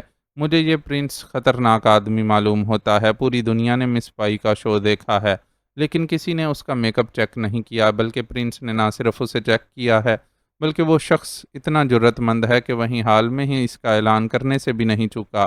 ایسا آدمی یقیناً بے حد جرأت مند اور خطرناک حد تک ذہین ہو سکتا ہے۔ ایک اور ممبر نے کہا، وہ بہادر نہیں بلکہ احمق ہے، ایسے کام احمق ہی کر سکتے ہیں۔ گورڈی نے بتایا ہے کہ وہ چہرے مہرے اور حرکات و سکنات سے ہی احمق اور مسخرہ لگ رہا تھا۔ رالف نے برا سا منہ بناتے ہوئے کہا، سنو، چونکہ یہ مشن سینڈیکیٹ کے لیے بے حد اہم ہے، سونے کی کان بے حد قیمتی ہے، اور جس سے حاصل کی جانی ہے وہ نہ صرف بین الاقوامی شہرت کا مالک ہے بلکہ ہاؤس آف لارڈز کا بھی ممبر ہے۔ اس لیے اگر اس بار معاملہ ذرا بھی گڑبڑ ہوا تو سینڈیکیٹ کے لیے بے حد خطرناک ثابت ہو سکتا ہے۔ چنانچہ میرا یہ فیصلہ ہے کہ واقعی اس کام کے لیے ایک خصوصی ٹیم مقرر کی جائے۔ اس ٹیم میں رالف بھی شامل ہو اور میکسن بھی، جس کے علاقے میں جاگیر ہے، اور اس ٹیم کا انچارج میں خود ہوں گا۔ باس فنلے نے فیصلہ کن لہجے میں کہا، اور باس کے فیصلے پر سب نے سر جھکا دیا، اور انہیں اچھی طرح معلوم تھا کہ جب فنلے ایک بار فیصلہ کر لے تو پھر وہ اس کی معمولی سی مخالفت بھی برداشت نہیں کر سکتا۔ ہم کل صبح ہی مشن پر روانہ ہو جائیں گے۔ رالف اور میکسن، تم اپنے ساتھ ایک ایک آدمی اور تیار کر لو، میں باقی انتظام خود کر لوں گا، فنلے نے کہا، اور رالف نے فوراً گورڈی کے نام کا اعلان کر دیا، جس پر باس نے سر ہلا دیا۔ میکسن نے اپنے ساتھی کے طور پر چیمبرلین کا نام لیا، جو مشہور پیشہ ور قاتل اور مانا ہوا نشانے باز تھا، اور باس نے فوراً اس کی بھی منظوری دے دی۔ چنانچہ طے ہو گیا کہ کل صبح 6 بجے رالف اور میکسن اپنے ساتھیوں سمیت یہاں پہنچ جائیں گے، اور پھر یہاں سے وہ سر ہیمنگ کی جاگیر پر چل دیں گے۔ مگر باس، وہ ٹرانسفر کے کاغذات، ایک ممبر نے باس کو یاد دلاتے ہوئے کہا، اس کی فکر نہ کرو، میں وہ راتوں رات تیار کرا لوں گا، وہ کوئی مسئلہ نہیں ہے، باس نے کرسی سے اٹھتے ہوئے کہا، اور اس کے اٹھتے ہی سب ممبر اٹھ کھڑے ہوئے، اور اس طرح سینڈیکیٹ کی یہ مخصوص میٹنگ برخاست ہو گئی۔ رات کے کھانے پر سر ہیمنگ بے حد اداس بیٹھے ہوئے تھے۔ ہلڈا ابھی تک کھانے کے لیے نہ آئی تھی، اور سر ہیمنگ کو معلوم تھا کہ اول تو وہ آنے سے انکار کر دے گی، اور اگر آئی بھی تو ایک بار پھر بدمزگی پیدا ہوگی۔ سر ہیمنگ کو اپنی بیٹی سے بے پناہ محبت تھی، لیکن وہ ایک وعدے دار آدمی تھے، جن مہمانوں کو وہ دعوت دے کر ساتھ لائے تھے اب نہ ہی ان سے سخت بات کہہ سکتے تھے اور نہ ہی انہیں واپس جانے کے لیے کہہ سکتے تھے۔ حالانکہ جب سے انہوں نے ہلڈا کو روتے دیکھا تھا، ان کا جی چاہ رہا تھا کہ وہ پرنس کو جوتے مار مار کر محل سے نکال دیں، لیکن وہ اپنے آپ پر جبر کر گئے، کیونکہ اس طرح ان کی خاندانی روایات کو شدید دھچکا پہنچتا اور وہ پورے فاراق میں بری طرح بدنام ہو کر رہ جاتے۔ ابھی وہ بیٹھے یہی سوچ رہے تھے کہ کمرے میں ہلڈا داخل ہوئی۔ اس کا چہرہ تازہ کھلے ہوئے پھول کی طرح شگفتہ تھا، آنکھوں میں بے پناہ چمک تھی۔ Good night daddy, good night معزز مہمانوں، ہلڈا نے قریب آ کر بڑے ادب سے سر ہیمنگ اور دوسرے مہمانوں کو سلام کرتے ہوئے کہا، اور پھر سر ہیمنگ اور جولیا کے علاوہ باقی سب لوگ اخلاقاً اس کے استقبال کے لیے اٹھ کھڑے ہوئے۔ عمران ابھی تک نہیں پہنچا تھا، ملازم نے اطلاع دی تھی کہ وہ اپنے کمرے میں نہیں ہے۔ تمہاری طبیعت کیسی ہے بیٹی؟ سر ہیمنگ نے چونک کر ہلڈا کی طرف دیکھتے ہوئے کہا۔ وہ ہلڈا کی موجودہ کیفیت سمجھ نہ سکے تھے۔ ہلڈا کو اتنا خوش و خرم و تر و تازہ انہوں نے کبھی نہ دیکھا تھا۔ اوکے ڈیڈی، وہ پرنس کہاں ہیں؟ ہلڈا نے کرسی پر بیٹھتے ہوئے اشتیاق امیز نظروں سے دیکھتے ہوئے کہا۔ وہ ابھی آ رہے ہیں، مجھے تمہیں خوش دیکھ کر بے حد مسرت ہو رہی ہے۔ سر ہیمنگ نے مسرت بھرے لہجے میں کہا، ڈیڈی یہ پرنس تو بہت اچھے آدمی ہیں، اور ڈیڈی آپ کو پتہ ہے پرنس جادو بھی جانتے ہیں، وہ سامری جادوگر کے شاگرد ہیں۔ ڈیڈی وہی سامری جن کے قصے کتابوں میں لکھے ہوئے ہیں، ہلڈا نے مسرت سے بھرپور لہجے میں کہا، اور اس کی بات سن کر عمران کے ساتھی ایک دوسرے کو معنی خیز نظروں سے دیکھنے لگے۔ ان کے چہروں پر مسکراہٹ تھی، صرف جولیا اور تنویر نے برا سا منہ بنا لیا تھا، لیکن وہ خاموش رہے۔ نہیں بیٹے، سامری جادوگر تو خیالی آدمی ہے، تمہیں کس نے بتایا؟ سر ہیمنگ نے مسکراتے ہوئے جواب دیا، نہیں ڈیڈی، مجھے پرنس نے بتایا ہے، وہ سچ مچ سامری جادوگر کے شاگرد ہیں، ہوا میں اڑ سکتے ہیں، مر کر زندہ ہو سکتے ہیں۔ ہلڈا نے بڑے پر اعتماد لہجے میں کہا، اور سر ہیمنگ کھلکھلا کر ہنس پڑے۔ تم ابھی بچی ہو، مجھے بہرحال خوشی ہے پرنس نے تمہیں قائل کر لیا اور تم خوش ہو، سر ہیمنگ نے کہا، اور اس سے پہلے کہ ہلڈا کوئی جواب دیتی، عمران کمرے میں داخل ہوا۔ اس کے چہرے پر ازلی حماقتوں کا وہی نقاب موجود تھا جو عام طور پر ایسے موقعوں پر خود بخود چڑھ جاتا تھا۔ ارے یہ کمرے میں اتنی روشنی کیوں ہو رہی ہے؟ عمران نے الو کی طرح آنکھیں پٹ پٹاتے ہوئے کہا۔ الو جو روشنی میں آ گیا ہے، اچانک تنویر بول پڑا۔ ارے نہیں تنویر، تمہیں خام خواہ اپنے متعلق غلط فہمی ہوئی ہے۔ الو بیچارہ تو بڑا دانش مند قسم کی شے ہے، جبکہ تم اسے بدنام کرنے پر تلے ہوئے ہو۔ یہ روشنی تو مس ہلڈا کے چہرے سے پھوٹ رہی ہے، عمران نے بڑے سنجیدہ لہجے میں کہا، اور کرسی گھسیٹ کر بیٹھ گیا۔ ہلڈا نے اس کی بات پر شرما کر منہ نیچے کر لیا۔ میں تمہارا بے حد مشکور ہوں پرنس کہ تم نے میری بیٹی کو خوشیاں بخش دی ہیں۔ سر ہیمنگ تنویر کے بولنے سے پہلے ہی بول پڑے، اور تنویر جو شاید جواب میں کچھ کہنا چاہتا تھا، منہ بینچ کر رہ گیا۔ پرنس ڈیڈی مان ہی نہیں رہے کہ آپ جادوگر ہیں، ہلڈا نے براہ راست عمران سے مخاطب ہو کر کہا۔ نہیں بیٹے، اب میں نے مان لیا ہے، پرنس واقعی جادوگر ہیں، سر ہیمنگ نے ہنستے ہوئے کہا، اور ہلڈا یوں خوش ہو گئی جیسے اس نے بہت بڑا مارکا جیت لیا ہو۔ سر ہیمنگ میں ابھی پائیں باغ میں گیا، یوں ہی ٹہلنے کے لیے۔ وہاں ایک بڑا سا کمرہ ہے جس پر تالا پڑا ہوا ہے، مجھے ملازموں نے بتایا ہے کہ یہ کمرہ آپ کا خاص کمرہ ہے اور آپ کسی کو اندر نہیں جانے دیتے۔ عمران نے شاید موضوع بدلنے کے لیے کہا، ہاں وہ کمرہ میں نے اپنے آرام کے لیے خصوصی طور پر بنوایا ہے، جب میں پریشان ہوتا ہوں تو اسی کمرے میں آرام کرتا ہوں، سر ہیمنگ نے سنجیدہ ہو کر کہا۔ اس کمرے میں ایک بولنے والا طوطا ہے جو بہت خوبصورت باتیں کرتا ہے، اس نے مجھے بتایا ہے کہ عمران نے جان بوجھ کر فکرہ ادھورا چھوڑ دیا۔ بولنے والا طوطا؟ مگر وہاں تو کوئی طوطا نہیں، سر ہیمنگ نے عمران کی سنجیدگی دیکھ کر پریشان ہو کر کہا۔ ارے ڈیڈی، آپ کے پاس خوبصورت باتیں کرنے والا طوطا ہے اور آپ نے اسے مجھ سے چھپا کر رکھا ہے، کیوں ڈیڈی؟ ہلڈا نے ناراض ہو جانے والے لہجے میں کہا۔ ارے بیٹی، پرنس مذاق کر رہے ہیں، سر ہیمنگ نے کہا۔ میں مذاق نہیں کر رہا مس ہلڈا، اگر آپ کہیں تو میں یہیں بیٹھ کر اس طوطے سے انٹرویو کر کے دکھا دوں، آپ بھی سن لیں، عمران نے بڑے سنجیدہ لہجے میں کہا، اور اس سے پہلے کہ کوئی بولتا اچانک کمرے میں ایک نامانوس سی آواز گونج اٹھی۔ بالکل بولنے والے طوطے جیسا لہجہ تھا۔ طوطا مس ہلڈا کی خدمت میں سلام کرتا ہے، اور سر ہیمنگ سمیت سب لوگ یہ آواز سن کر بری طرح چونک پڑے۔ آواز یوں معلوم ہو رہی تھی جیسے دور سے آ رہی ہو۔ پیارے طوطے، سر ہیمنگ تمہاری موجودگی سے انکار کر رہے ہیں، اچانک عمران کی آواز سنائی دی۔ نہیں، سر ہیمنگ انکار نہیں کر سکتے، وہ تو مجھ سے باتیں کرتے ہیں، طوطے کی آواز دور سے سنائی دی۔ کیوں سر ہیمنگ، اب بھی آپ انکار کریں گے؟ اچانک عمران نے سر ہیمنگ سے مخاطب ہو کر کہا جو حیرت سے آنکھیں پھاڑے بیٹھا ہوا تھا۔ مگر میرے پاس تو کوئی طوطا نہیں، سر ہیمنگ نے انتہائی پریشان لہجے میں کہا۔ نہیں ڈیڈی، اب تو طوطے نے خود ہی بتا دیا ہے، میں ابھی کھانے کے بعد اس کمرے میں جاؤں گی اور طوطے کو اپنے ہمراہ لاؤں گی، ہلڈا نے اصرار بھرے لہجے میں کہا۔ مگر سر ہیمنگ نے کچھ کہنا چاہا، مگر ہلڈا کے اصرار پر انہیں اس بات میں سر ہلانا پڑا۔ اسی لمحے نوکروں نے کھانا سرو کرنا شروع کر دیا اور وہ سب کھانے میں مصروف ہو گئے۔ یہ کیا چکر تھا؟ اچانک تنویر نے قریب بیٹھے ہوئے صفدر کے کان میں سرگوشی کرتے ہوئے پوچھا۔ وہ خود اس عجیب و غریب واقعے پر حیران تھا۔ تم عمران کو تو جانتے ہو، وہ شاید کمرہ کھلوانا چاہتا ہے، صفدر نے جواب دیا۔ مگر وہ طوطا، تنویر نے حیران ہوتے ہوئے کہا۔ وہ چاہے تو تمہیں وہی طوطا بنا دے، صفدر نے مسکراتے ہوئے جواب دیا، اور تنویر برا سا منہ بنا کر کھانے میں مصروف ہو گیا۔ کھانا ختم ہوتے ہی ہلڈا کے اصرار پر سر ہیمنگ کو وہ کمرہ کھلوانا پڑا۔ لیکن وہ صرف ہلڈا کو اندر لے جانا چاہتے تھے، اور پھر ان کا موڈ دیکھتے ہوئے باقی سب لوگ سونے کے لیے اپنے کمروں میں چلے گئے۔ البتہ سر ہیمنگ نے عمران کو روک لیا۔ یہ کیا چکر تھا پرنس، یہ طوطا؟ سر ہیمنگ نے کمرے کی طرف بڑھتے ہوئے کہا۔ طوطا طوطا ہی ہوتا ہے سر ہیمنگ، الو کیسے بن سکتا ہے؟ عمران نے بڑے معصوم سے لہجے میں کہا، اور سر ہیمنگ کھسیا کر خاموش ہو گئے۔ ڈیڈی آپ نے کب لیا تھا طوطا؟ ہلڈا نے پوچھا۔ میں نے ایسا طوطا لیا ہی نہیں، ابھی تمہیں یقین آ جائے گا، سر ہیمنگ نے پریشان لہجے میں کہا، اور پھر انہوں نے آگے بڑھ کر جیب سے چابی نکالی اور تالا کھول دیا، اور پھر سر ہیمنگ کے ساتھ ہلڈا اور عمران بھی اندر داخل ہو گئے۔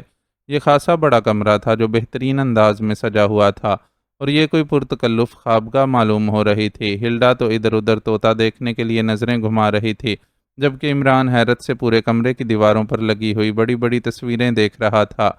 یہ سب تصویریں مشہور بیلے ڈانسر مس پائی کی تھیں، ہر تصویر میں وہ علیحدہ انداز میں ڈانس میں مصروف تھی۔ ڈیڈی یہاں تو کوئی طوطا نہیں ہے، ہلڈا نے مایوس سے لہجے میں کہا۔ پرنس سے پوچھو، سر ہیمنگ نے مسکراتے ہوئے جواب دیا۔ مجھ سے کیا پوچھنا، طوطا تھا، اڑ گیا ہوگا، اب تو مجھے وہ جادو بھی بھول گیا ہے کہ اس کی آواز ہی سنوا دوں، عمران نے معصوم سے لہجے میں کہا۔ تم واقعی جادوگر ہو پرنس، تم نے مجھے قائل کر لیا۔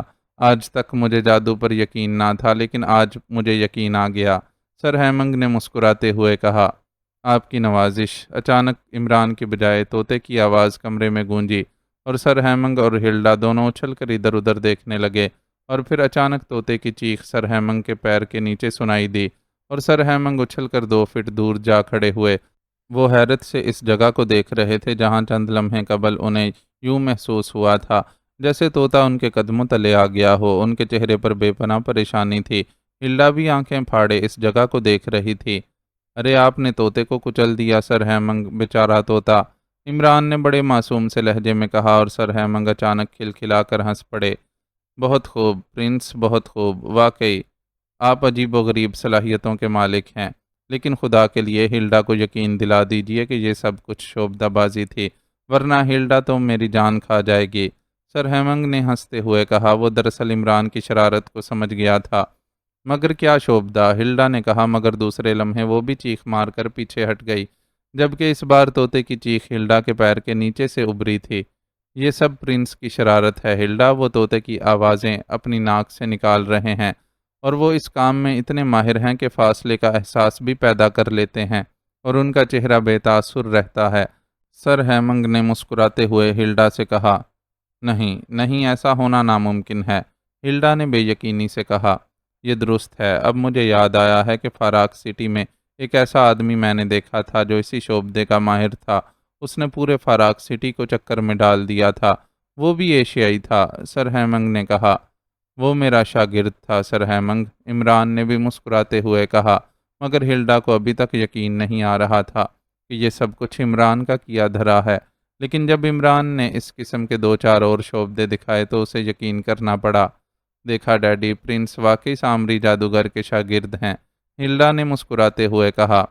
بالکل بالکل، اب تو مجھے یقین ہے کہ پرنس انکساری سے کام لے رہے ہیں، سامری ان کا شاگرد ہوگا، سر ہیمنگ نے بنتے ہوئے کہا، اور عمران نے جھک جھک کر لکھنوی انداز میں تسلیمات بجا لانا شروع کر دیں۔ مگر پرنس، آخر آپ کو یہ شرارت سوجی کیسے؟ کیا کمرہ کھلوانے کے لیے یہ سب ڈرامہ کھیلا ہے؟ سر ہیمنگ نے کمرے سے باہر آتے ہوئے کہا۔ اچھا ڈیڈی، اب مجھے اجازت دیں، صبح تفریح کا کوئی پروگرام پرنس کے ساتھ بنائیں گے، لیکن باہر جا کر، اور پرنس گڈ نائٹ۔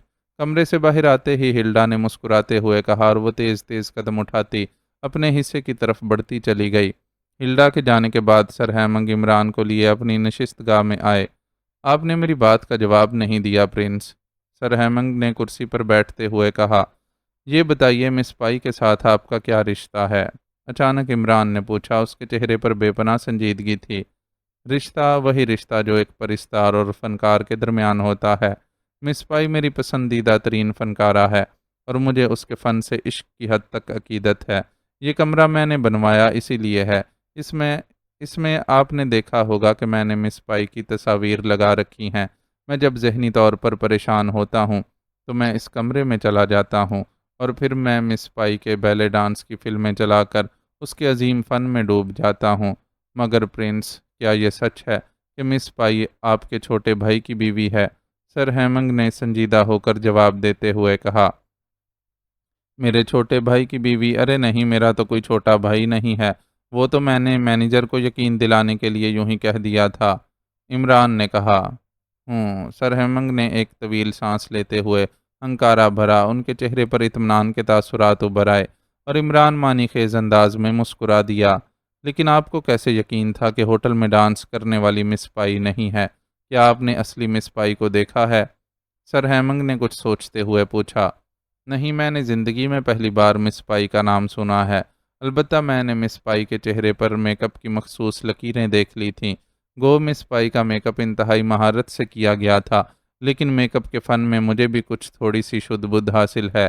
عمران نے سر ہلاتے ہوئے کہا، اوہ، صرف شک کی بنا پر آپ نے اتنا بڑا رسک لے لیا، حالانکہ آپ جانتے ہیں کہ لوگوں کے جذبات مس پائی کے بارے میں کتنے شدید ہیں، اور آپ کا شک اگر غلط نکلتا تو لوگ آپ کی شرائع عام پر بوٹیاں اڑا دینے سے بھی نہیں چوکتے۔ سر ہیمنگ نے حیرت بھرے لہجے میں کہا، میری بات چھوڑیں، یہ بتائیں کہ آپ نے مس پائی کا ڈانس دیکھا ہے؟ کیا آپ کو اس پر شک نہ گزرا تھا؟ عمران نے پوچھا۔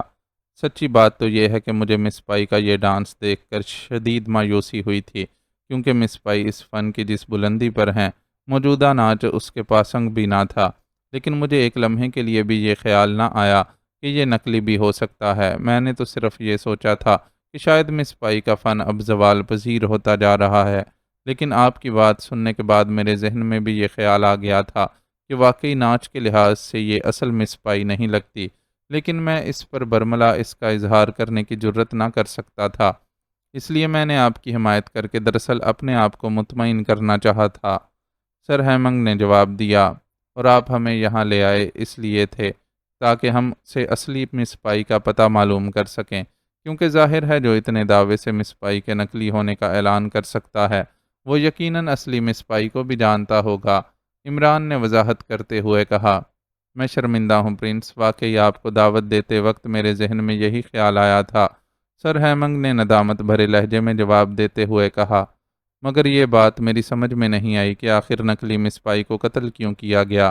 اسے وہاں سے ہٹایا بھی جا سکتا تھا، یا پھر میرے احتجاج کو اہمیت بھی نہ دی جا سکتی تھی۔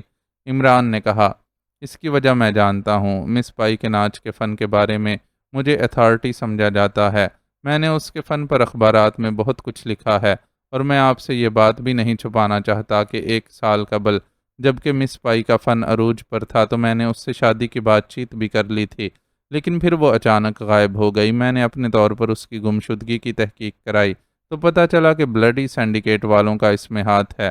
ان کا نام سنتے ہی میں خاموش ہو گیا، کیونکہ ان لوگوں کو چھیڑنا اپنی زندگی اور عزت کے خاتمے کو دعوت دینا ہوتا۔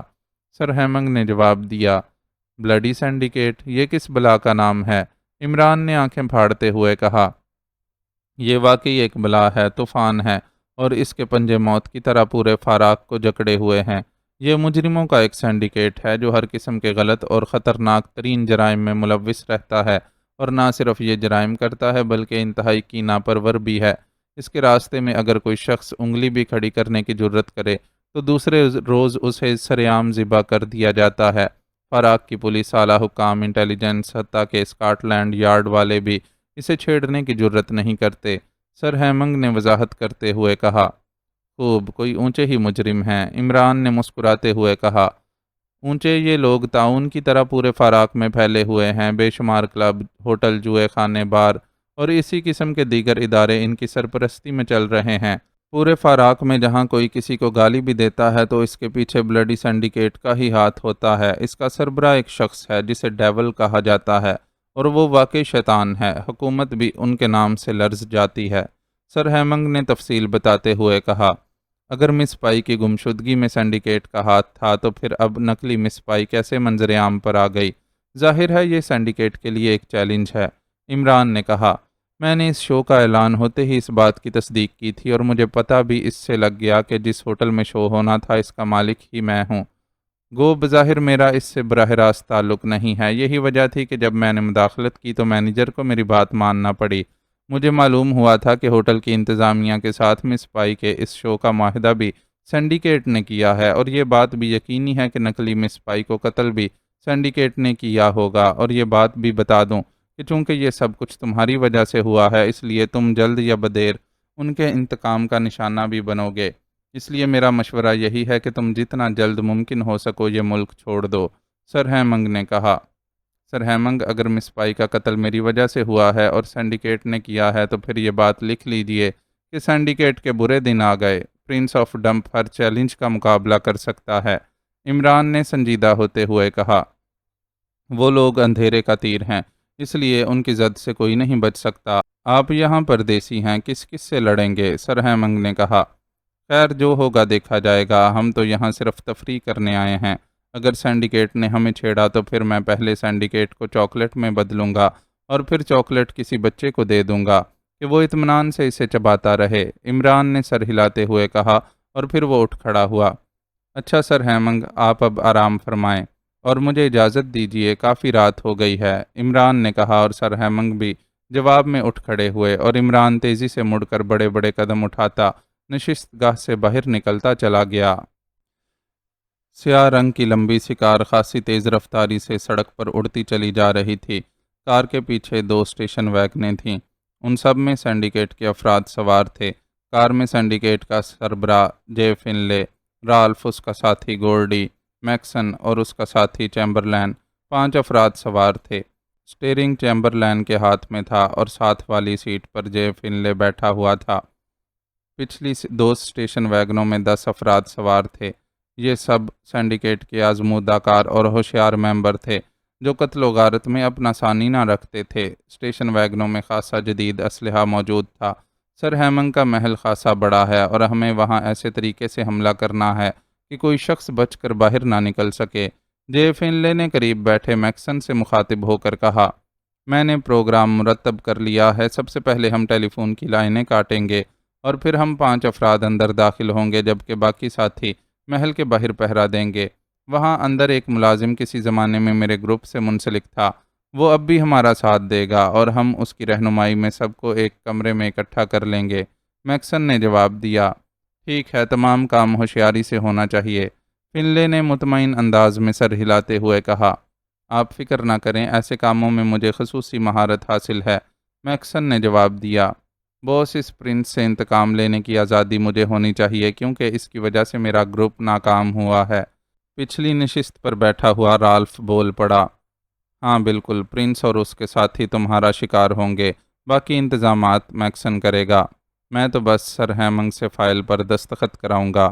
فنلے نے جواب دیا، اور باس، مس ہلڈا کو آپ میرے حوالے کر دیجئے، رالف کے ساتھ بیٹھے ہوئے گورڈی نے کہا۔ ہاں، لیکن تم نے اسے اس وقت تک کچھ نہیں کہنا جب تک سر ہیمنگ دستخط نہ کر دے اور قانونی کارروائی مکمل نہ ہو جائے۔ میں نے وکیلوں سے بات کی ہے، قانونی کارروائی مکمل ہونے کے لیے 2 روز کا وقفہ ضروری ہے، اس لیے ہمیں 2 روز تک نہ صرف وہاں رہنا ہوگا بلکہ ان کی مکمل نگرانی کرنی ہوگی کہ سر ہیمنگ کسی بھی طرح بیرونی دنیا کو کارروائی مکمل ہونے سے پہلے کوئی اطلاع نہ دے سکے۔ جے فنلے نے کہا، ٹھیک ہے، ایسا ہی ہوگا۔ رالف نے کہا، میرا وہاں کیا کام ہوگا باس؟ اسٹیئرنگ پر بیٹھے ہوئے چیمبرلین نے کہا، جو اب تک خاموش بیٹھا ہوا تھا۔ کوئی بھی کام ہو سکتا ہے، جے فنلے نے مسکراتے ہوئے کہا، مجھے گورڈی نے بتایا ہے کہ پرنس کے ساتھیوں میں ایک نوجوان اور خوبصورت سوئس لڑکی بھی شامل ہے، اگر آپ اجازت دیں تو میں اس کی ذمہ داری اٹھا لوں۔ چیمبرلین نے مسکراتے ہوئے کہا، مجھے معلوم ہے چیمبرلین، سوئس لڑکیاں تمہاری شروع سے ہی کمزوری رہی ہیں، تم ایک شرط پر یہ ذمہ داری اٹھا سکتے ہو کہ وہ عورت ہمارے لیے کوئی پریشانی نہ پیدا کر سکے۔ جے فنلے نے ہنستے ہوئے کہا، ارے نہیں باس، وہ بیچاری میری ذمہ داری میں آنے کے بعد اس قابل ہی نہ رہے گی کہ بستر سے نیچے اتر سکے۔ پریشانی کیسی؟ چیمبرلین نے کہا، اور کار میں موجود تمام افراد بے اختیار ہنس پڑے۔ پھر ٹھیک ہے، اسے یوں سمجھو، سرکاری طور پر تمہاری تحویل میں دے دیا گیا۔ جے فنلے نے ہنستے ہوئے کہا، بہت بہت شکریہ باس، آپ کا یہ فیاضانہ احسان میں کبھی فراموش نہ کر سکوں گا۔ چیمبرلین نے مسکراتے ہوئے کہا، اور جے فنلے ایک بار پھر ہنس پڑا۔ وہ بے حد خوش تھا کیونکہ اب اسے یقین تھا کہ 2 روز بعد سونے کی وہ بڑی اور قیمتی کان اس کی ملکیت ہوگی۔ ظاہر ہے وہ سینڈیکیٹ کا سربراہ تھا اور سینڈیکیٹ کو کیا معلوم کہ کتنا سونا نکلتا ہے اور کتنا بکتا ہے۔ ظاہر ہے آدھے سے زیادہ رقم اس کے پرائیویٹ اکاؤنٹ میں یقیناً منتقل ہوتی رہے گی اور پھر وہ دنیا کے امیر ترین خوش بخت انسانوں کی صف میں آ جائے گا۔ اس نے فیصلہ کر لیا تھا کہ اس کان کے حصول کے بعد وہ سنڈیکیٹ کو ایک ملک میں محدود رکھنے کی بجائے پوری دنیا میں پھیلائے گا، اور اس طرح ایک روز پوری دنیا کا عمل اقتدار اس کے ہاتھوں میں آ جائے گا۔ یہی خواب دیکھتا ہوا وہ دل ہی دل میں خوش ہو رہا تھا، اور کار تیز رفتاری سے دوڑتی ہوئی سر ہیمنگ کی جاگیر کی طرف بڑھتی چلی جا رہی تھی۔ بوس، ہمیں ایسے وقت وہاں پہنچنا چاہیے جب وہ سب لوگ اکٹھے ناشتہ کر رہے ہوں، تاکہ انہیں اکٹھا کرنے میں وقت نہ ضائع ہو۔ میکسن نے کچھ دیر کی خاموشی کے بعد کہا، میرا خیال ہے ہم 7 بجے تک پہنچ جائیں گے، اور ناشتے کا بھی یہی وقت ہوتا ہے۔ ویسے وہ تمہارے گروپ کا سابق آدمی اس بارے میں صحیح معلومات مہیا کر سکے گا، جے فنلے نے جواب دیتے ہوئے کہا۔ 7 بجے تو شہروں میں ناشتہ ہوتا ہے، دیہات میں شاید دیر سے ہوتا ہو، بہرحال پتہ لگ جائے گا، میکسن نے سر ہلاتے ہوئے کہا، اور پھر کار میں خاموشی طاری ہو گئی۔ سب لوگ اپنے اپنے خیالوں میں غرق تھے۔ گورڈی مس ہلڈا کے خیال میں، اور چیمبرلین جولیا کی فرضی تصویر بنا کر محظوظ ہو رہا تھا، جبکہ رالف پرنس اور اس کے ساتھیوں کو عبرتناک انداز میں قتل کرنے کے منصوبے سوچ رہا تھا، اور میکسن محاصرے کے انتظامات کے بارے میں سوچنے میں مصروف تھا، اور موت کو ہمراہ لیے کار آگے بڑھتی چلی جا رہی تھی۔ لیکن ان میں سے کسی کے ذہن میں یہ بات نہ تھی کہ وہ عمران کے روپ میں بھیڑوں کے ایک ایسے چھتے کو چھیڑنے جا رہے ہیں جسے ایک بار چھیڑ دینے کے بعد اس سے پناہ لینی ناممکن ہو جاتی ہے۔ معزز ناظرین و سامعین، لائک، کمنٹس اور شیئر ضرور کریں۔ شکریہ۔